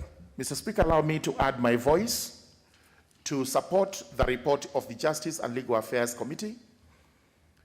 And may I say from the outset that Lady Justice Martha Koome has experience that is unmatched. It all begins with her own career as a young advocate during the clamor for multi-party reforms in the country in the late 80s and early 90s, when we were actually under the Canon dictatorship. She was actually able to stand out and speak for Kenyans. Lady Justice Martha Koome has also worked well on human rights and rights of the underprivileged, especially in the family law. That makes her stand out as a person who is actually amiable to the citizens of Kenya. She has worked as a judge of the High Court and the Court of Appeal, and she has rendered exemplary service. This is a plus for her. However, as it appears we are going to approve her and she's going to be appointed, it is important I point out to the incoming Chief Justice that first and foremost, Lady Justice Martha Koome must guard zealously, jealously, and religiously the following, without any reservations. Number one is the independence of the judiciary. No doubt whatsoever, we know for sure in Kenya it is under attack, and it must be protected. She must also guard the supremacy of the Constitution, because we have seen several persons trying to claw back on the gains we have made under the 2010 Constitution. And she's going to be ranked, because Kenyans have ranked former Chief Justice Mutunga, they have ranked former Chief Justice Maraga. She is now on the ranking list, and we will be looking upon her to ensure that this Constitution is not mutilated, it is not violated, and it's not raped. It's a Constitution that must be safeguarded. She will also have to guard and protect the rule of law in the country, the dignity of the courts, because we have seen court orders being disobeyed left, right, and center. Sincerely, no country, a democracy that purports to be under the rule of law would ever work with the disobedience of court orders. Lady Justice Martha Koome, Kenyans are watching you. They are saying we must be protected. And finally, she must enforce the law to the letter. No question of it in any other way. Just like that little boy outside our courts carrying a fish who is naked. Justice is nothing but the naked truth. We are looking upon the new Chief Justice to deliver. I support. Professor Oduor. Thank you, Honorable Speaker. Honorable Speaker, from the onset, I'd like to thank the committee and to also indeed acknowledge that not only listening to what they indicated and what is in the report, I take this opportunity to indicate my support, Honorable Speaker, because we stand at a historic moment in our country, Honorable Speaker. We are aware that the Honorable Lady Justice would be the third Chief Justice in our country. And Honorable Speaker, I would like, as I support, to indicate that what is coming out clearly, Honorable Speaker, is that we find that leadership, whether it is at the judiciary or any other area, is gender neutral. It seeks to look at competence. We seek to look for a foundation that would take our country to the level that we would like. And so, Honorable Speaker, as I support the committee and indeed confirm that the Honorable Lady Chief Justice Martha Koome is suitable, I do it by looking really at the question that what we are looking at is a historic moment from the point of view that we do have a lady that would be coming in for the first time. But Honorable Speaker, I use it to celebrate the demonstration that leadership, that competence, that indeed what it is that we need to help us sustain the forward-looking, significant progress that we have seen in the judiciary will indeed be fulfilled. Honorable Speaker, I conclude by saying that it has also been said that women and men do lead differently. And I know the Honorable and my senior, TJ Kajwang, did indicate that the other gender will be watching. I conclude by indicating that there is a difference in terms of the way women and men lead. And the women, Honorable Speaker, it has been proven, tend to listen a lot more.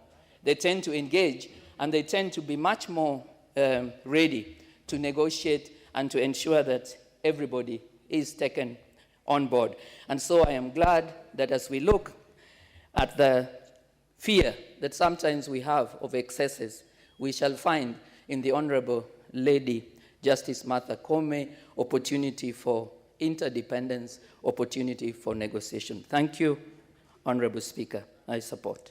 You actually did it in exactly 2.5 minutes. Honorable Maure, maybe that is to tell us actually how you would be leading.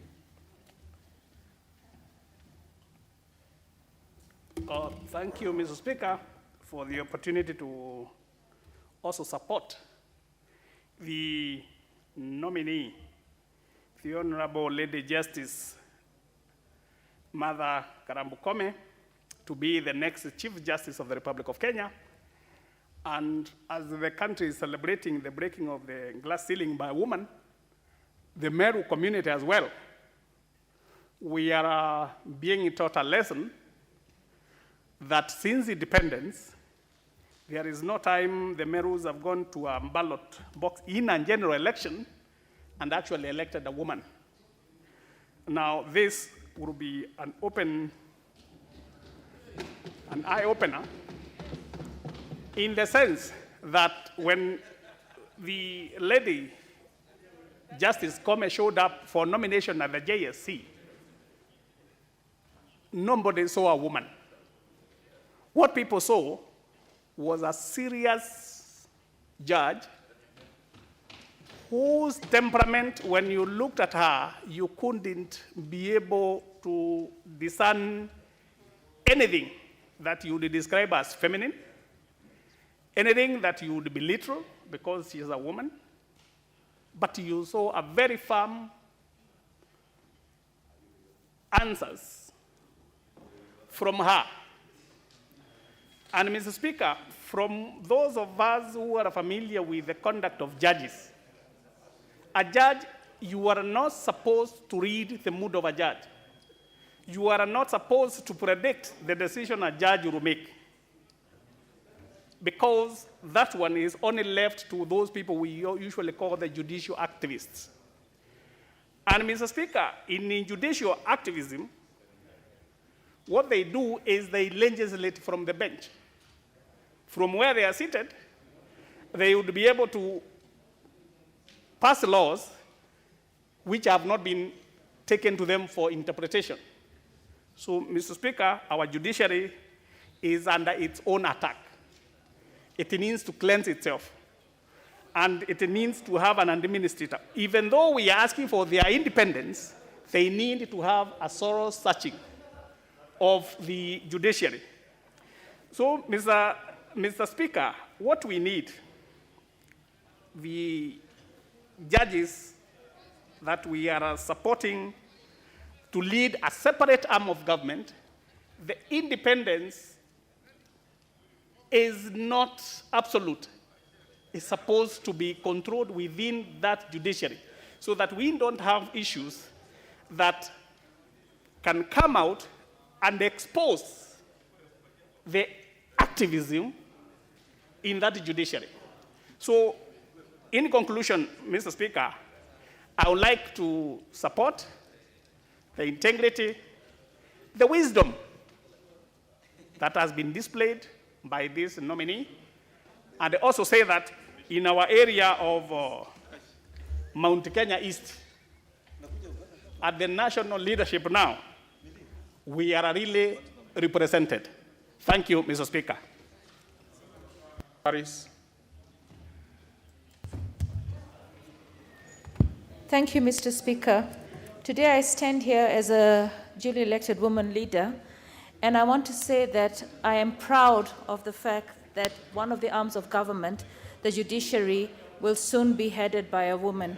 It is no mean feat. I mean, at the end of the day, we have strived as women to get our space in society, in political space, in private practice spaces, as well as just knowing that when you look at us, we cannot deny the fact that we're women. And we want to have our space knowing that we actually are 50% of the population. Martha Koome, Lady Justice Martha Koome, is a woman. And let us not shy away from embracing her as a woman and saying that today we are proud that we have her as the nominee for Chief Justice. And the reason I say that is because I see a lot of the men, when they're standing up to speak, they're trying to say she's just a good leader. Yes, she's an amazing leader. But we cannot stop underlining the fact that she is a woman. And we have to celebrate that, not just for her, but for the many women in this country, the girl child, and the women that aspire to be leaders. What I like about Martha Koome, because I've actually been to a few of the forums that she held when she was heading the task force for children, is the fact that she's very humble. extremely humble, she has integrity, she is grounded, she is compassionate. I recall an interview where she said, "Children have no voices, so I choose to speak for them. They are our bridge to the future, and unless we nurture them, our future will be precarious." We're going to have a Chief Justice that understands that if we want to steer this country in the right direction, then we have to start from the formative stages, and that is from the children. She understood that justice for children in our courts needed more to be done. She understands that if we nurture our children well, then everything else that we want to do in this country going forward will be easier met and done. Because today we look at our youth and how easily they are used and misused and abused by leaders. If we want to stop that, then we nurture the child from a young age. And I know that with Lady Justice Kome in the helm of the judiciary, our children will be nurtured in a manner that will actually ground them to be future leaders and to embrace this country's prosperity and growth. Lady Justice Kome, for me, is a woman that understands that this country right now has had a lot of issues in terms of corruption. And she understands that corruption exists in the system, corruption exists in the judiciary. And that is one area that I know that if she tackles it, she will tackle it well. Lady Justice Kome is going to be heading the judiciary at a time when the judiciary is being looked at and lots of questions are rising. Whether the judgment that was done was right or wrong. At the end of the day, I know that she will sit there and do the right thing. She's not going to be owned by this group or that group. She's an independent thinker, she's an independent mind, she's educated, she's a strong woman, and she will do what is right for this country because she's a human rights defender, she has always been. And her 33 years of experience will ensure that whatever she does in that seat will be for the betterment and the best for this country. I support, Mr. Speaker. Thank you. Okay, in order to save time for members, I will read 5 names, and then you will simply be going, we will be getting your mic as soon as the other colleague finishes. So, Honorable Duale, Honorable Shamala, Honorable Mutai, Honorable Wangwe, if you want to speak at that point, Honorable Mwamkale Kanoti. Those are 5. So let's start in that manner. Honorable Speaker, I rise to support the report of the committee on the vetting of the nominee for the position of Chief Justice. Honorable Speaker, the nominee in question is one who is known for her vast experience in the legal profession, brilliance and acumen in her career as a judicial officer. And now she joins, she now goes to the books of history of this country as having been the first female Chief Justice.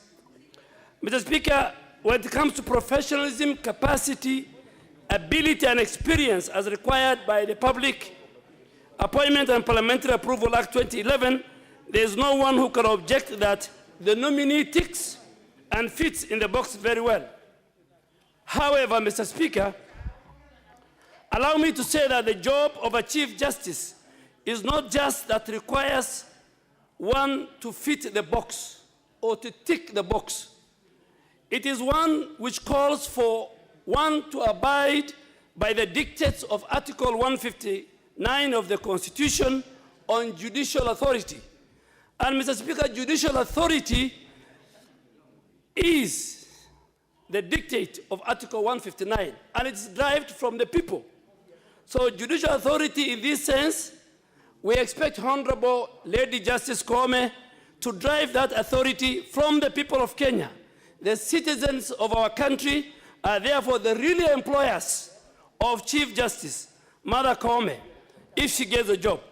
I do hope, Mr. Speaker, and I had the privilege to sit in this chamber when a man I have a lot of respect for, Dr. William Mutunga, was brought to this house. I had been here when David Maraga, a man also I have a lot of respect for, and now under the new constitution, Lady Justice Kome.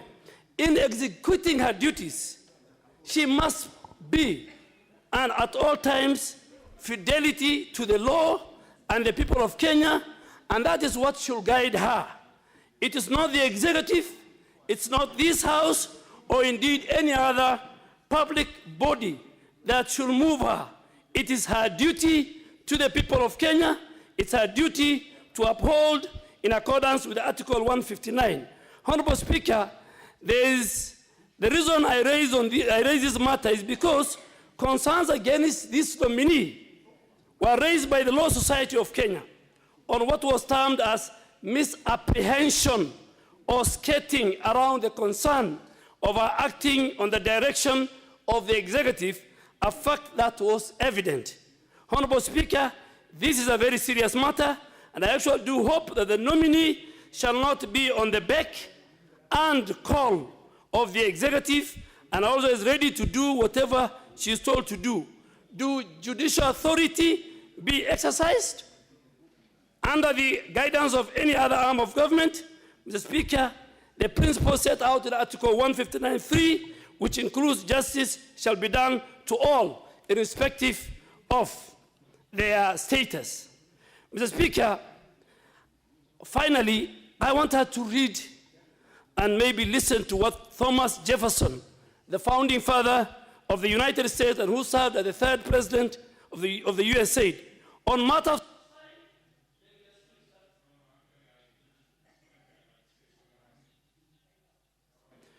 Jefferson said, on matters of style, swim with the current. On matters of principle, stand like a rock, like Justice Odunga, Justice Joel, Justice Madeka, Justice Chacha Mwita, and Justice Nga. And this House must respect the judiciary. As a minority, when the rubber hits the road, the people who will save this country, the people who will follow the Constitution as both in spirit and letter, is the arm of the judiciary. Independence of the judiciary, Mr. Speaker, she is not from Meru. She is not from Mount Kenya East. She is the Chief Justice of the Republic of Kenya. And I hope she will follow what Honorable Willie Mutunga stood for, what Honorable Justice David Maraga stood for, and we are watching her as the people of Kenya. Thank you. You nowadays quote too much of these very serious philosophers. Proceed, Honorable Mutai. My sister Shamala can go ahead. Actually, in that order, yes, I'm sorry. Actually, that order, I'm not jumping. Yes, you are right. Yes. Thank you, Mr. Speaker, sir. Mr. Speaker, I rise today to support the recommendations and the report of the Justice and Legal Affairs Committee for that the Honorable Lady Justice Martha Koome do be approved by this august House. Mr. Speaker, there are three things that stood out for me when it came to this particular nominee. She demonstrated, first and foremost, her experience and her passion for children and family. And on that, I want to agree with the Honorable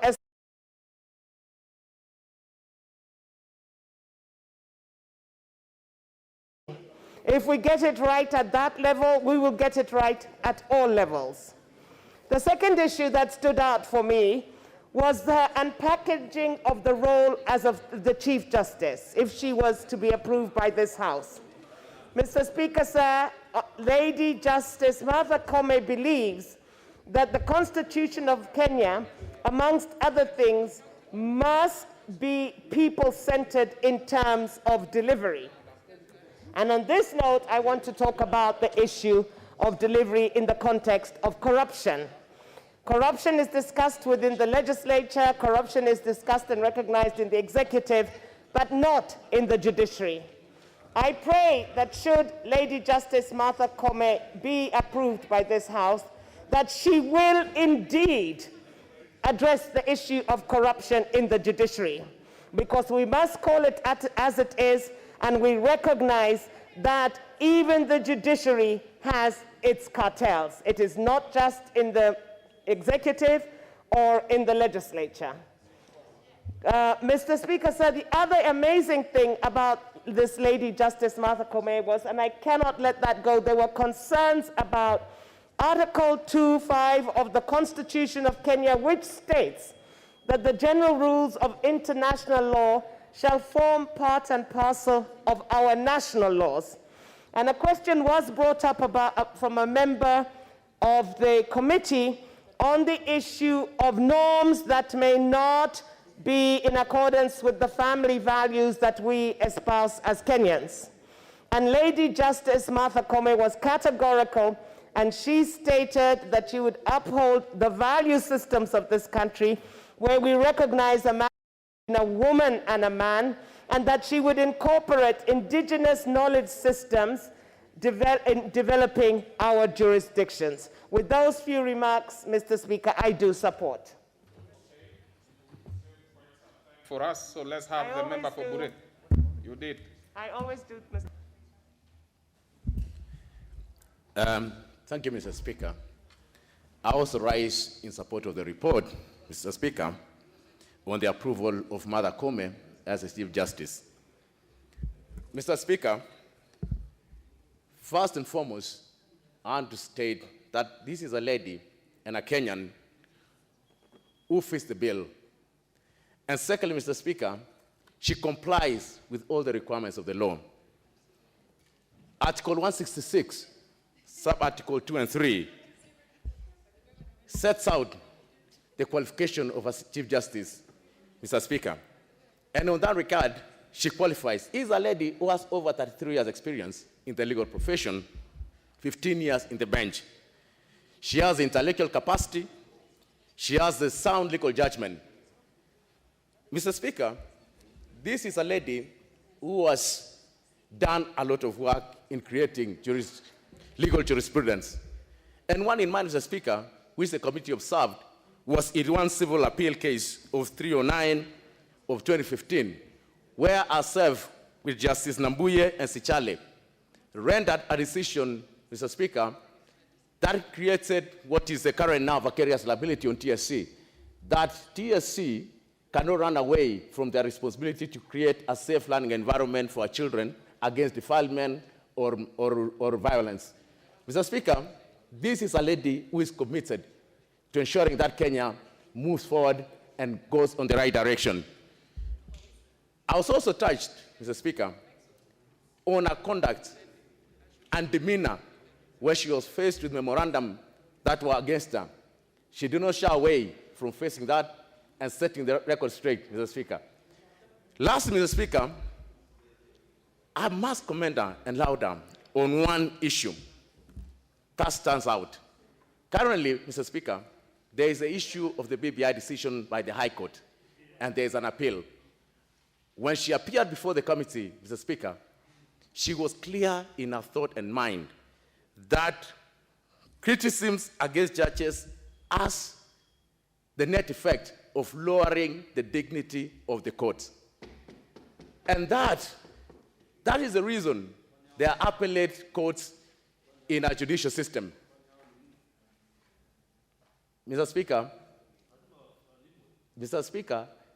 that was a statement, and I'm proud of this lady. Our colleague here, Rebo Mili, knows this is one of the ladies that did marvelous work when she was at FIDA. At one point, she was the chairperson of FIDA. It's at that time, Mr. Speaker, when us men were jittery when we had the word FIDA.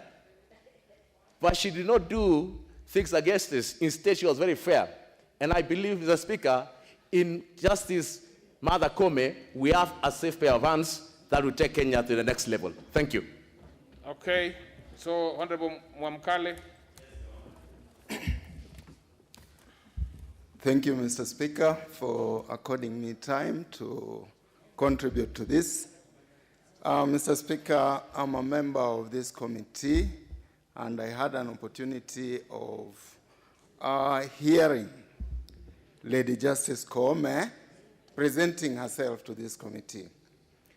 Mr. Speaker, I do rise to for approval of this report.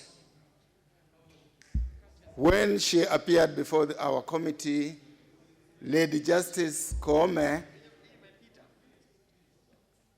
confirmed to the committee that she was going to be guided by the Constitution of Kenya, and she will not take instructions from any other place other than the Constitution of Kenya.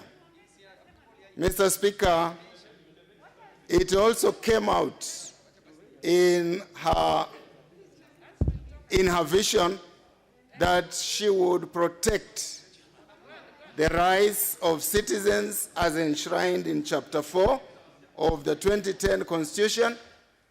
And she did inform us that she was part and parcel of this chapter. She played a big role when she was at FIDA, and that she would defend the Constitution at all costs. However, Mr. Speaker, it is, as it has been mentioned, when questions were put to her, she confirmed to us and to the Republic that she believes that judges are not saints. She said it clearly that judges are not saints.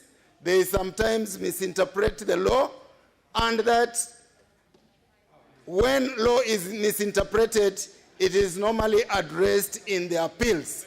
She said she believed that any wrongdoing of a judge can be rectified in an appeal.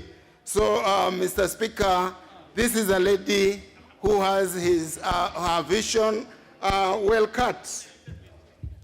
Mr. Speaker, by approving the appointment of Lady Justice Koome, we will be taking, as a country, we will be taking the gender principle at the higher level, because it will not only be effected in the National Assembly or wherever else, but at the three arms of government.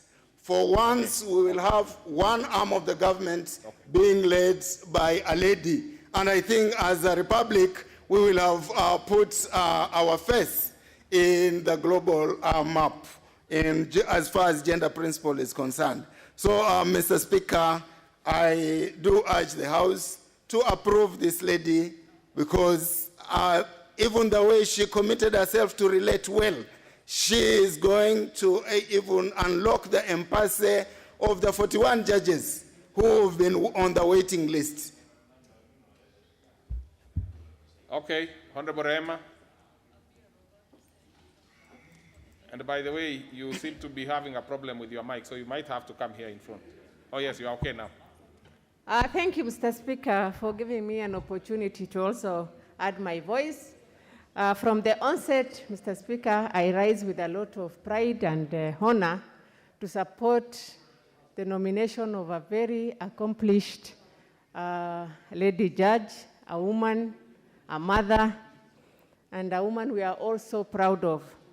Mr. Speaker, for the time she was being vetted both by GSC and Parliamentary JLAC Committee, I took a lot of time to follow the interview. One of the reasons why I'm supporting, besides being a woman, is because of how she really performed in the interview. Therefore, I want to thank both the JLAC and the GSC Commission for doing an excellent job. Mr. Speaker, all through, she was composed, focused, and really understood the subject matter. Mr. Speaker, she is indeed a breath of fresh air in the leadership of Judiciary. Mr. Speaker, I had an opportunity to do a lot of research on her because I really wanted to be sure of the person we are getting to this very important institution, which so happened to be the hope of the ordinary citizen. Mr. Speaker, I came across a lot of good achievements. Besides heading the women movement, her record on children and gender rights, as well as her role in drafting Kenya's 2010 Constitution, in particular the Bill of Rights, stood out. Mr. Speaker, last year, Justice Koome was a runner-up for the UN's Kenyan's Person of the Year Award for her advocacy on the rights of children. Mr. Speaker, she is also a known firebrand reformer, for she was amongst the lawyers involved in the clamor in the 1980s to repeal Section 2A of the Constitution of Kenya, which made the country a one-party rule then. Therefore, we all are for the multi-party democracy we are enjoying. Mr. Speaker, there are a lot of things, good things that were said about her, and I looked at some of the petition against her. Really, they lack substance, because amongst one of the things she was being accused of was to make a ruling on gay rights, which I find it to be very ridiculous. Mr. Speaker, I want to say that we are looking up to her, and we hope she will uphold the integrity and the independence of judiciary. Thank you, sir. So let's have Olago Luoch, and then I come to the leader of majority. Thank you, Mr. Speaker. Mr. Speaker, there's a matter that I want the House to notice. How committees of this House can draw the line between vetting and interviewing. Mr. Speaker, it's important, and I'm proud I'm a member of this committee, because the way we did it is what Honorable T.J. Kajwang told you, that other committees of this House need to see how we did it and draw the line. That's number one. Number two, Justice Martha Kome's professional and career exposure couldn't have made her a better person to be our Chief Justice. And a member of this House has just mentioned it. Mr. Speaker, in the heady days of the 90s, not the 80s, as she said, 90s, I had the chance to work with Justice Martha Koome in the Council of the LSK. At a time when we were fighting for multi-party democracy in Kenya, at a time that a lawyer who risked doing that would be risking his or her practice or even personal safety and security. Mr. Speaker, in the LS Council then, we had distinguished lawyers. There was Justice GBM Kariuki, Dilot Mirugi Kariuki, Rachel Mamo, Martha Karua, Samba Kitonga, and Kamau Kuria. Mr. Speaker, we were able to get through our agenda, and we became the darling of the Kenyans. In my view, that puts Justice Karua in a better state to understand the needs of Kenyans. Mr. Speaker, after the collapse of the East African community, Kenyans in the LSK Council then, including myself, traveled in Uganda, Tanganyika, and Zanzibar to form what is now called the East African Law Society. We were able to do this together with Justice Koome and the others, and finally, a treaty was signed by our presidents that created what is now called the East African Community. Mr. Speaker, there's a matter that we cannot afford to take under the carpet anymore, and Kenyans are concerned. We are going to approve Justice Martha Koome as the next Chief Justice of this country, but the fact that when that is done, we are going to end up with a situation where the head of the judiciary, the head of the legislature, and the head of the executive will all be coming from one region known as the mountain. Mr. Speaker, that's a matter that I raised in the committee.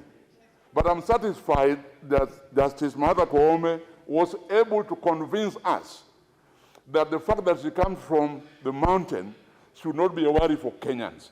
And personally, I'm satisfied that Justice Martha Koome will be our next Chief Justice. With that, Mr. Speaker, I support the motion. Thank you, Leader of Majority. Then I'll give a few members. I can see you're almost completing it. Thank you, Honourable Speaker, for this opportunity to support this motion and to thank the committee for a splendid job.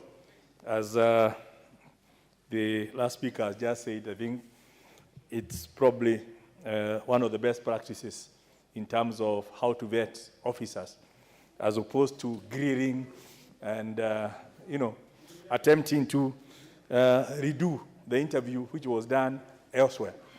And I think this is just highlighting the issues and clarifying for purposes of this public participation. The Swahili have a saying, if I allow me to quote, chema cha jiuza, kibaya cha jitembeza. And from what you can hear, Honorable Speaker, is the gracious lady with her 33 years of experience, spanning all disciplines, from family law, private practice, pro bono acts, environment, the High Court, Court of Appeal. It's cross-cutting that she has managed to sell herself to the Kenyan people and to the committee. And hence, what we are basically doing here is repeating ourselves in just increasing the accolades. And we believe she will do a good job, she has promised. I just want to take on 2 commitments that she has made to the committee and to Kenyans through this House. And that's about leaving her true to her calling as a Chief Justice, as a jurist, in terms of independence, non-partisanship, and non-political stance, and also in the support to the war against graft. Because the war against graft, it's not limited to the executive. It goes across all institutions. And if you allow the war on graft at the judiciary, it does not matter who the head is. Nobody will ever get justice. So if it starts there and then cuts across all the institutions, then people know that it's very expensive to get yourself involved in corruption. I think the other thing I'm happy about is her commitment for non-interference with other institutions, with the other arms of government. Honorable Speaker, you are aware we have been gagged here before. We've been told we cannot process bills. And last year we spent a lot of time because we had been told we cannot do bills. Even some bills that we had passed, like an appropriation bill, a supplementary bill, were being told they are illegal, which is obviously something that cannot be enforced because you tell people to return the money that was spent on an appropriation bill. So it's some excesses that were made. And I do hope that she will bring some order to the judiciary from that perspective. And if I remove these things of telling Parliament that you cannot pass something, or you must pass something in a certain way, which is what I saw in the ruling that was done last week, kind of trying to even define how we should do the referendum law. Yet, we are not supposed to be receiving that kind of situation. Honorable Speaker, the founders of this doctrine of checks and balances, particularly James Madison, was very clear. It's not about having checks and balances, it's ensuring that of the arms of government, there will be adequate checks to ensure none of those arms is so strong to stifle the others from making decision or operation. So it's not just about creating checks and all those things, but it's like there should be checks within the law and within the institution so that the executive does not muzzle the judiciary, which we could do by refusing to give money, or Parliament does not muzzle the judiciary on the executive, which we could do by refusing to give them money. And similarly, they cannot muzzle us by telling us there are things we can do, or by rendering every law coming from Parliament to be unconstitutional, even on very flimsy ground. I think those are the kind of things that we need to get some sober-minded person, and I hope that Lady Justice Martha Koome would take it as part of continuing the reform that was started by Justice Mutunga, the reforms by Justice Maraga, are now consolidated for the common good, so that it's not people just trying to get even, revisiting one another, but now looking at the Kenyan people and where the judiciary should be, not just for Kenya, but for the region, because the whole region is probably also looking at us, and I believe that we can learn from others and teach others in terms of the protection for human rights and political rights, as well as the economic rights of our people. Honorable Speaker, like I said, I want to congratulate Honorable Martha Koome for, first of all, being the first nominee of the female gender coming for this position, and to wish her the very best. And to just say that We can only wish her well. It's a very tumultuous time, lots of challenges, but we also believe that the 33 years of her experience should count for something in terms of sorting out the issues in the judiciary and giving the judiciary a face, giving the judiciary, the people the confidence that they can have faith in the judiciary. So we don't go politically next year into the same issues we had in the past, when people lacking faith in the judiciary ended up looking for judiciary for justice on parallel systems. And I believe, Honorable Speaker, that we provide her with our support from a House as she does that exercise. With these few remarks, Honorable Speaker, I beg to support. Okay, Honorable Ishungwa, and then followed by Honorable Millie Odhiambo. But what is it, Honorable Keter? Thank you. Just a minute, what is it? Honorable Keter, what is it? What is your point of order, Honorable Keter? Thank you, Mr. Speaker. I rise on standing order number 95-1. Just proceed there, Honorable Keter. Order members. Honorable Keter has the floor. That may the mover be called to reply. Okay, I've heard you. Now, honorable members, this is how we'll proceed.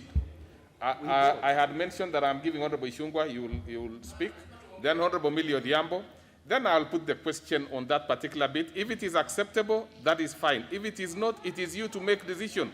And by the way, honorable members, sometimes honorable members just walk in. You have just walked and in, they want to be heard.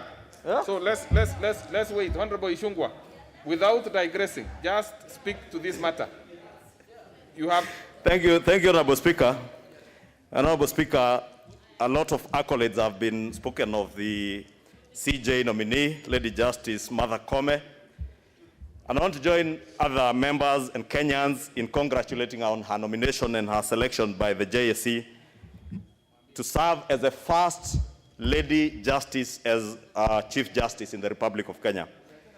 Honorable Speaker, with all the accolades also, we did see petitions from the President of the Law Society of Kenya, a petition that touched on a matter that relates to one of us here, the Erad Supplies Company, that was presided over by Justice Martha Koome. And there's also, of course, the sticky matter of the Knight ruling of the Court of Appeal in 2017, Honorable Speaker. And these are issues, Honorable Speaker, that may put question to her standing as a judicial officer. But I want to believe that the committee and the JSC considered all those matters and made an informed decision as they settled on Lady Justice Koome. Honorable Speaker, I just want to speak to Lady Justice Martha Koome and ask her, Honorable Speaker, that it now does not matter how the JSC and how even this House settled on her and approved her position as CJ. What counts now, Honorable Speaker, is what she will do as the first Lady Chief Justice in the Republic of Kenya. Whether she will allow the accolades that have been poured on her career, her illustrious career as a judicial officer, to be her guiding light, or whether it is the small spots, be it of Erad, be it of the 2017 Knight ruling, Honorable Speaker, that will define her career. I want to speak to Lady Justice Martha Koome and ask her to jealously guard the independence of the judiciary.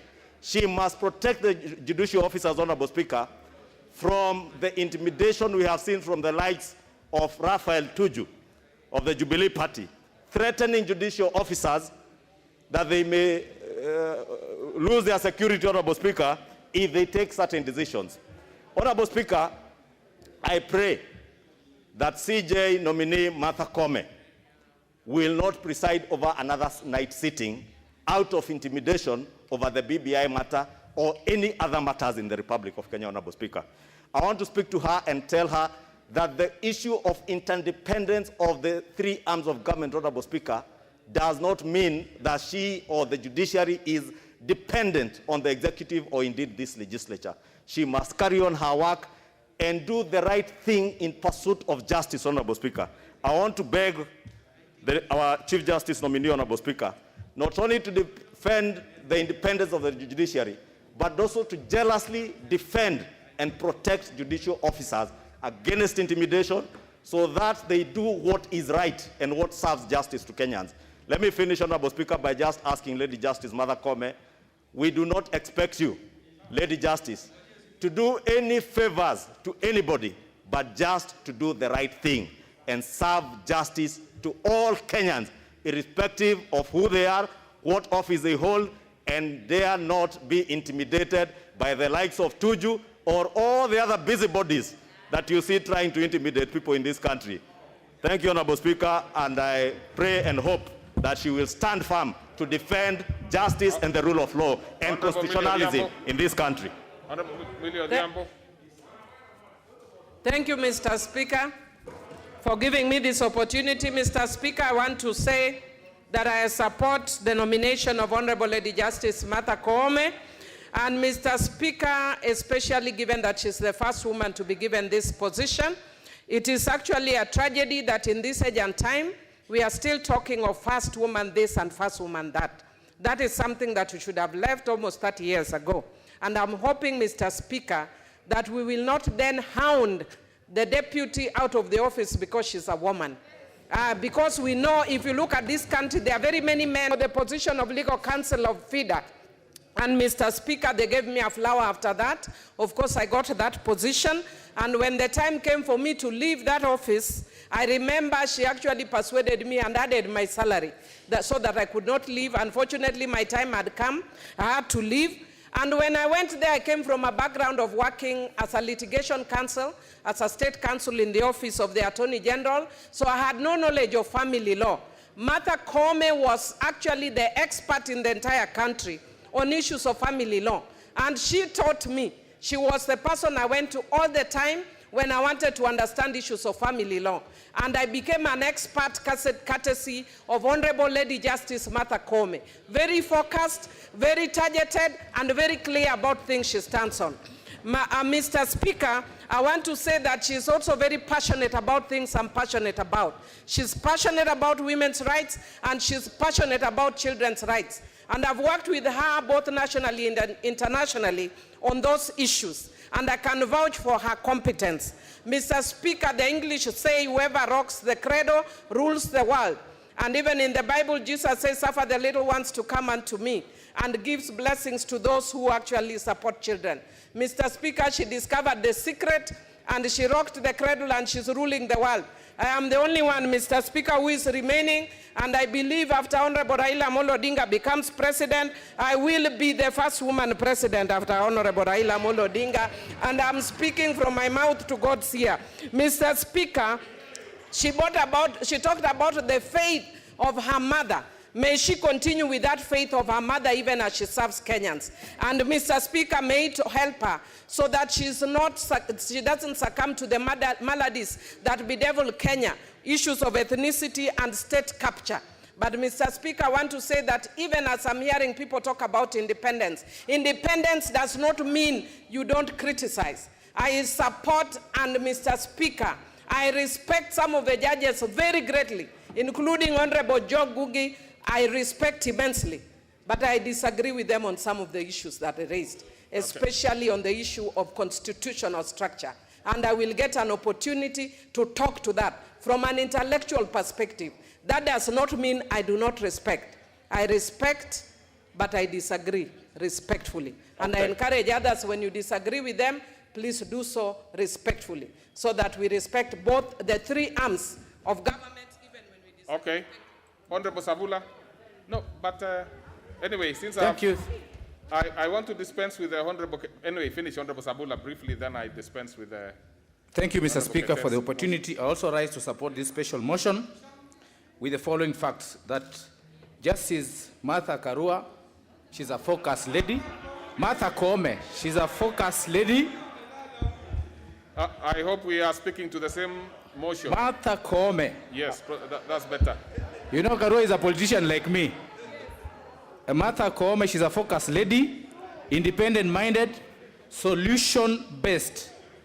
The judiciary is a center stage of resolving dispute in this country. So we need a lady with those qualities. Mr. Speaker, sir, Martha Koome has the qualities like the Tanzanian President Suluhu. She will give new impetus to the judiciary, bring in reforms, and also solve the issue of backlogs of cases. Lastly, Mr. Speaker, I also request the judiciary to confirm the Chief Finance Officer, Mrs. Oyati, who has been acting for the last 6 years, while the rest of the judicial officers have been confirmed, and she's still acting in that position. Thank you, and I support. Okay, honorable members, let me dispense with the Honorable Keter's motion that the mover be called upon to respond. Will as many as of that opinion say aye? Aye. Many as of our contrary opinion say nay? Nay. The ayes have it. So the mover, please. Mover. Yes, no, you give it the two. Yeah. Please move. Close debate. Thank you, Mr. Speaker. I'm humbled, Mr. Speaker, and I have really nothing useful that I can add to the support that has been given to the motion. And the only one thing I would like to add is that I'm assured and we're assured by Justice Koome. Sorry, mover. In the meantime, I ask that I be given the full number of members because I have to be extremely sure. I can see you are more than 50 in the House, but let me also know the ones who are in other holding areas. Proceed. Mr. Speaker, I have had a minute, and the only thing I was adding is that Justice Koome has assured the committee that she will be judging judges. Judging judges. I want to array fears by Ichungwa. I don't need a answer anything because all the matters that he raised are extraneous. Tuju is not a member of the committee. We are not considering Tuju or anybody else. If you allow me, Mr. Speaker, I could donate a minute. Very well. It is when just to be clear, so that you don't feel that I have. Very well. Whenever there is a motion to cut debate, there will be no reason to donate. Very well. Yeah. Then there is nothing that I can usefully add more than the accolades and the sentiments that have been expressed by the members, and I thank them. I thank my committee again for the support and the efficiency in which they handled the approval of Justice Koome. Thank you. Thank you. Thank you. Having moved, honorable members, I support. having confirmed, because I've confirmed that within the chamber we have 50 members, more than 50 members, and outside we have even more in other holding areas. So I'll proceed. Order, members. Order. Order. Order.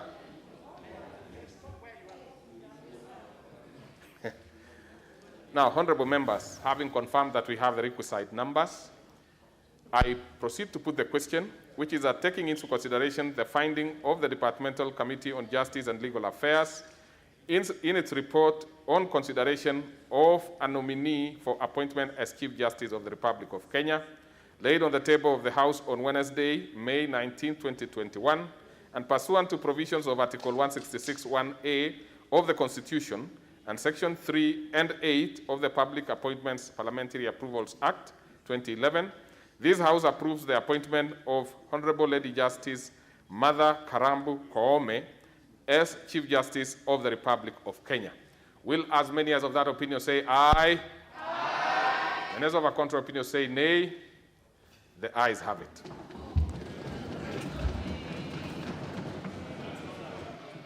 Next order. Order number 10, the Public-Private Partnerships Bill, National Assembly Bill number 6 of 2021, second reading. That is by the Majority Leader. Majority Leader, you have the floor. Oh, this is a continuation.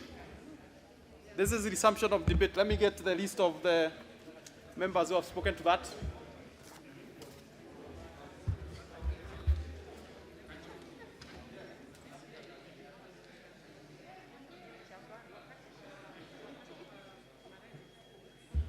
Honorable members, this is resumption of debate actually. And we had Honorable Amos Kimunya had moved, Honorable Gladys Wanga had seconded. We had Honorable David Olesankok, Honorable Abel Ogutu, Honorable James Nyikal. We had on the floor Honorable Emmanuel Wangwe, who had 4 minutes remaining. Honorable Wangwe, you have the floor, 4 minutes. Thank you, Honorable Speaker. Indeed, I had a balance of 4 minutes.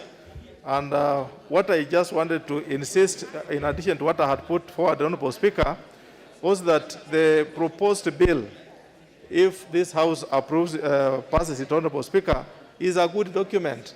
Because, Honorable Speaker, it is relaxing the cost of doing business by easing. And now, like for instance, Honorable Speaker, the bill is proposing that the cabinet bureaucracy be reduced so that it's actually removed in totality. So, Honorable Speaker, should this bill be approved or passed, that cost the man hours, the hours taken, Honorable Speaker, to move the approval from the proposal to go to the cabinet, come back, so that the person wanting, desiring to have the bill, to have the proposal approved, will have a reduction in time, Honorable Speaker. Honorable Speaker, there is also the issue of solution in terms of government, appetite to government borrowing. Honorable Speaker, if this bill is approved the way it is, the appetite for borrowing in the current situation, Honorable Speaker, is very high for the government. Therefore, let us not go into the issues of costly borrowing, especially the commercial borrowing. Instead, Honorable Speaker, let us look at the proposed PPP, such that, for instance, the current construction of the road, Honorable Speaker, which is undergoing the expressway, is under PPP. Instead of tying the funds, the investor is coming in, putting his funds, and he recoup the funds in the long run. But, Honorable Speaker, my proposal was, let us cushion. Let's not give a blank check to investors, such that they take too long, taking back, recouping in 15 years, but now getting a super profit for another 15 years. Let us look at the issues of the duration, 15 to 20 to 25 years, so that we also encourage others to come in. Honorable Speaker, the last bit which I wanted to emphasize that is very good in the bill is the recognition of the local content. Honorable Speaker, a good example is the expressway. This expressway, Honorable Speaker, doesn't have the content of the 30%. When you look at the 30% content, Honorable Speaker, to the locals, it's not really clear on how it is being provided for. But, Honorable Speaker, this bill is laying bare how the local content, if you are investing under PPP, you will do a 70-30% ratio, so that let the local investors, Honorable Speaker, also participate. When you look at the current construction, Honorable Speaker, manufacturing, local manufacturing, or local manufacturers, Honorable Speaker, for example, the steel that is being used, the sand that is being provided for, other labor or other costs, Honorable Speaker, which can be sourced locally, should be determined that 30% of that cost, if it is 60 billion, 30% of 60 billion shall be sourced from the local content. Therefore, Honorable Speaker, this bill is really narrowing down to making sure that indeed local content is really made active and made sure that it is delivered. Honorable Speaker, this bill also is opening the scope of participation in terms of the PPP. We are seeing that is opening to housing units, is opening to the road infrastructure, is opening to electricity production, and, Honorable Speaker, in the long run, it will also be able to open to the medical world. Honorable Speaker, this House passed the medical tourism bill. It's now an act. And, Honorable Speaker, at the moment we have medical tourism, we will also need experts to come and invest here. How much is it going to cost to invest? It will mean our government will be suffocated and our budgets will be higher. Therefore, Honorable Speaker, if we open the door to medical investors through PPP, we will end up with huge international hospitals, St. Mary's of London, the big hospitals in Hyderabad, coming to invest here on PPP so that they can recoup their money in the long run as they render services to Kenyans. Therefore, Honorable Speaker, this is a good bill, which I urge my colleagues to pass so that we can have a better infrastructure layout in the country. Therefore, Honorable Speaker, I support.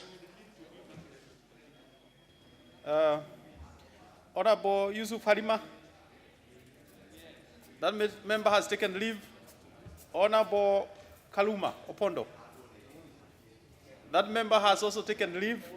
I guess many members had actually logged in on order, Honorable Ishongwa. Your time will come. But I guess some members actually had logged in for the previous business. Some Honorable Obo Mohammed. Thank you, Mr. Speaker. Lakini mimi nilikuwa nimeweka kwa ile ingine, asante. Clearly, I think Honorable Kimani Ishongwa, your time is coming faster than I had planned for. Thank you, Honorable Speaker. It's only that I heard you say Honorable Mugathe. I was wondering who is Honorable Mugathe in this house. But I think it was your pronunciation of the lady member's name, the honorable lady from Lamu County. Honorable Speaker, I rise to support this bill by the leader of majority, and indeed it comes at a very good time in trying to enhance what was enacted in 2013 on the Public-Private Partnerships Act. Honorable Speaker, it is creating very good, enhancing the efficiency in the regulatory process of how we engage private entities in this country to engage in what are otherwise public infrastructure projects. And this, in a way, Honorable Speaker, is one of the ways in which we are able to reduce our debt burden as a country, Honorable Speaker, and that is why I rise to support this bill. However, Mr. Speaker, we must be cognizant that we live in a country where state capture is not imagined. State capture in this country, Honorable Speaker, is so real that if we enact such acts and such laws, Honorable Speaker, without the necessary and requisite safeguards, then we will only be cementing the state capture that is already so real in this country, Honorable Speaker. If you look at it from the agricultural sector, Honorable Speaker, our farmers, Honorable Speaker, today are crying in poverty.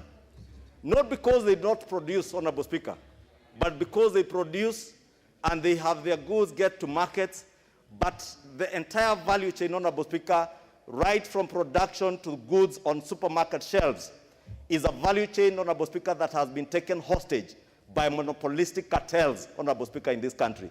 We must therefore be careful that we do not enact such laws to further entrench the state capture of all sectors of our economy.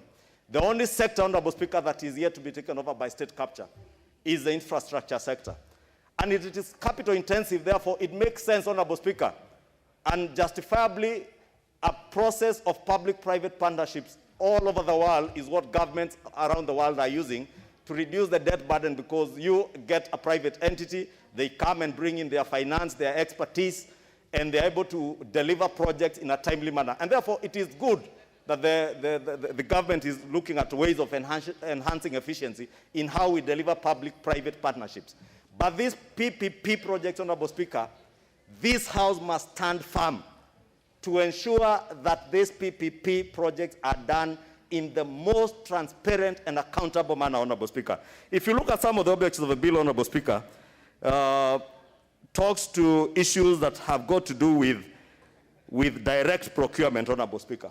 And every time I see questions to do with direct procurement, Honorable Speaker, I shudder, because this is usually the genesis of corruption in this country.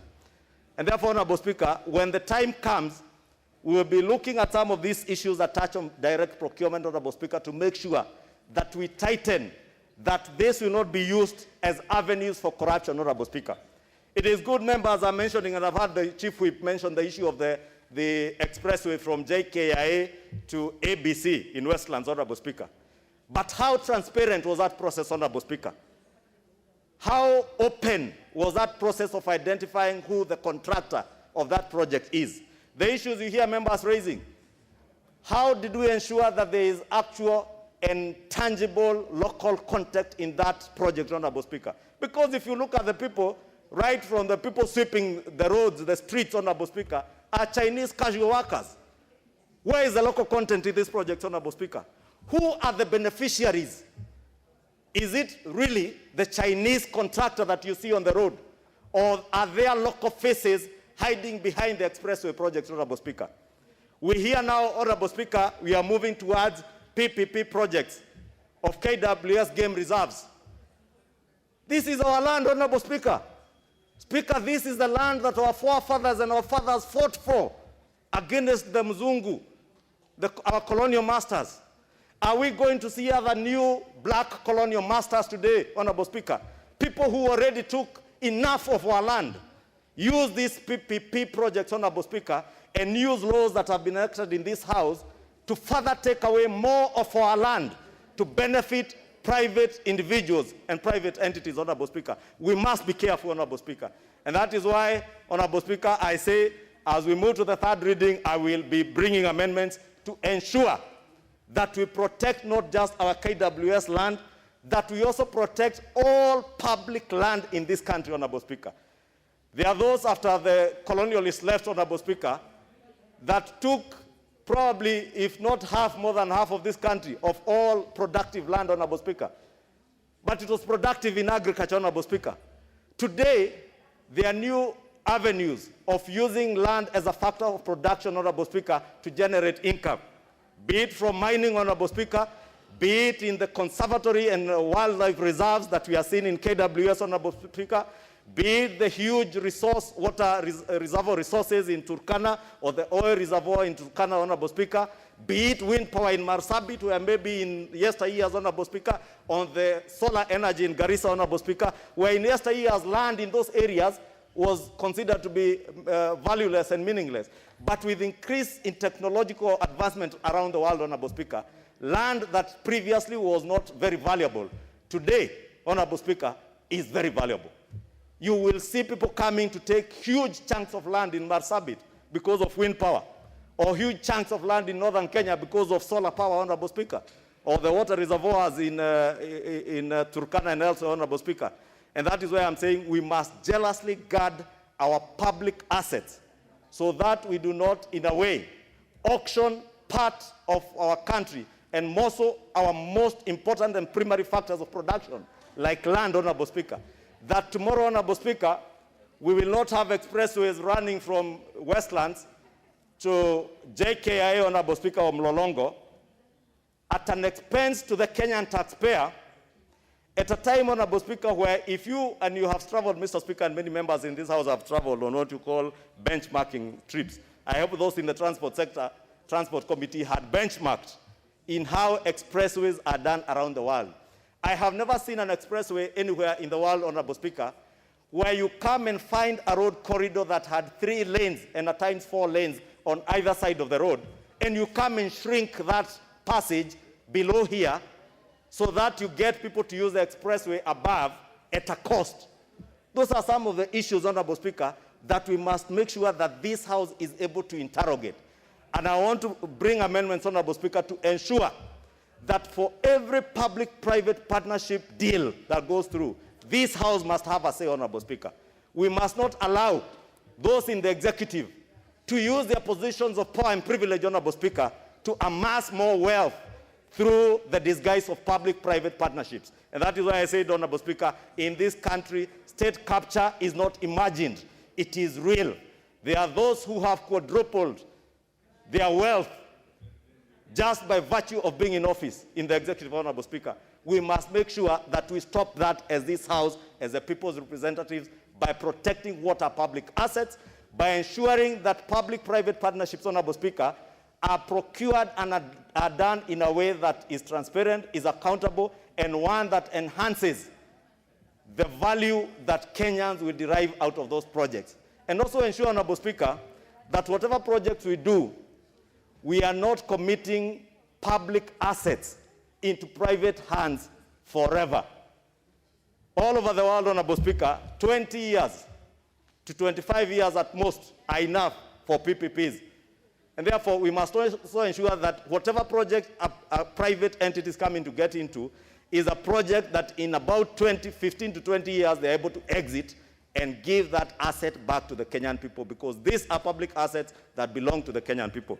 With that, Honorable Speaker, I support, but express my intention, Honorable Speaker, to bring amendments at the right time. And I hope the Leader of Majority has just walked out. I heard him commit in Nyandarua that if they lost the Rorie ward seat, he would resign. I hope he will not have resigned by then. If he will not have resigned, I hope he will support the amendments that will safeguard the sanctity of our public assets, Honorable Speaker. And I do beg Honorable Kimunya, please not to resign, or not to swear that he would rather die than resign, since the seat is gone and they are about to lose the Juja one. And let me congratulate the people of Juja, Bonchari, and Rorie ward, Honorable Speaker, and the entire Hasla Nation. And also congratulate the ODM party for also standing firm against the intimidation of state police, and tell those that intend to continue using violence that, Honorable Speaker, they have been lying to us that BBI is what will cure ethnic and electoral violence. Honorable Ishungwa, where are you coming from? Where are you coming from? Honorable Mutua, I am sure the two members can talk. They are neighbors. Honorable Mutua, in the meantime, let us be listening to Honorable Mutua. Thank you, Mr. Speaker, for giving me this opportunity to support this bill. This is a very important bill, even though, Honorable Speaker, I have identified a number of gaps which I will be intending to bridge them by bringing in amendments during third reading. Honorable Speaker, I say so because it's very important. Public-private partnerships that have always been used to siphon money, Honorable Speaker. I am aware of we must ensure that we disclose the amount of money that both parties are putting in. I'm aware that there is a project somewhere that was done by some foundations from Holland. And then I saw another the government of Bungoma owning it, saying that they are the one who have put up that particular building. So we must craft this law in a clear manner that will assist the Auditor General to be able to pick up if we have the elements of misappropriation of funds, Honorable Speaker, so that to avoid a situation where a government handpicks a contractor and then money is siphoned from the government side simply because that this is a project that is being undertaken by a private entity, Honorable Speaker. So we need also to extend this law to be able to cover any project that will be funded from public coffers, Honorable Speaker, including county governments, Honorable Speaker. This is an area that this House must assist Kenyans to realign this public-private partnership bill, Honorable Speaker, to be sure to ensure that we don't have to continue with what we are seeing now, that projects that are completely funded, co-funded by government and some private entities are very, very, very expensive, Honorable Speaker. We must ensure that we protect the interests of Kenyans insofar as prudent management of funds are concerned, Honorable Speaker. Honorable Speaker, at that time during third reading, and I will hope that the Leader of Majority will be quite very open to be able to accept some of the amendments which some of us will be suggesting, because we want to improve this bill so that it can be able to serve the purpose, Honorable Speaker. And even as we encourage public-private partnership, we must ask ourselves a very simple question, Honorable Speaker, that why is it that projects that are purely funded by private entities are much more cheaper and that they are delivered within a short time than the government? And those projects that are co-funded by both government and the private, they turn out to be very expensive, time-consuming, and there is no transparency, Honorable Speaker. So I hope that the drafters of this bill are guided by the view of improving private-public partnership for the common good and not for other sinister motive, Honorable Speaker. And we will be scrutinizing this bill word by word, chapter by chapter, to be able to flank out, to remove those sections that we think that they target to benefit an individual, and enrich the bill so that the bill can be able to benefit the majority of Kenyans, Honorable Speaker. Honorable Speaker, as I finish contributing on this particular bill, I also want to show my frustrations, my disappointment, Honorable Speaker, in the manner in which the police have continued to maintain lawlessness and disorderlies in the recent by-election, Honorable Speaker. Honorable Speaker, I have seen a press statement by the chairman of IEBC saying that a certain governor enters a polling station, a tallying center, with the goons to beat up IEBC officers. Honorable Speaker, this is something that we should not accept as a country. And when it comes to certain people who are breaking the law, the police will say that someone has to raise a complaint, someone has to record a statement for them to move in and arrest people. But Honorable Speaker, if it is a Changa Burua in the village, no one will go to record the statement before that Changa Burua is arrested. No one will be required to make a complaint before such a person is arrested, Honorable Speaker. Because this is a matter that falls within the purview of public law, where the state is the complainant, where the state has a responsibility to maintain law and order, Honorable Speaker. But if we allow our country to degenerate to a level where goons enter a tallying center, assisted by uniformed police officers, to beat up polling officers, Honorable Speaker, then we are staring at a situation where even police and goons will enter the chambers of Parliament, beat up members of Parliament, arrest the Speaker of the chair from the chair, manhandle him. So we must call the National Police Service, Honorable Speaker, that they must defend the Constitution of the Republic of Kenya by maintaining law and order. And while exercising such powers, Honorable Speaker, they must be equity in what they do, Honorable Speaker. It is 1 p.m., but you have a right to your 4 minutes.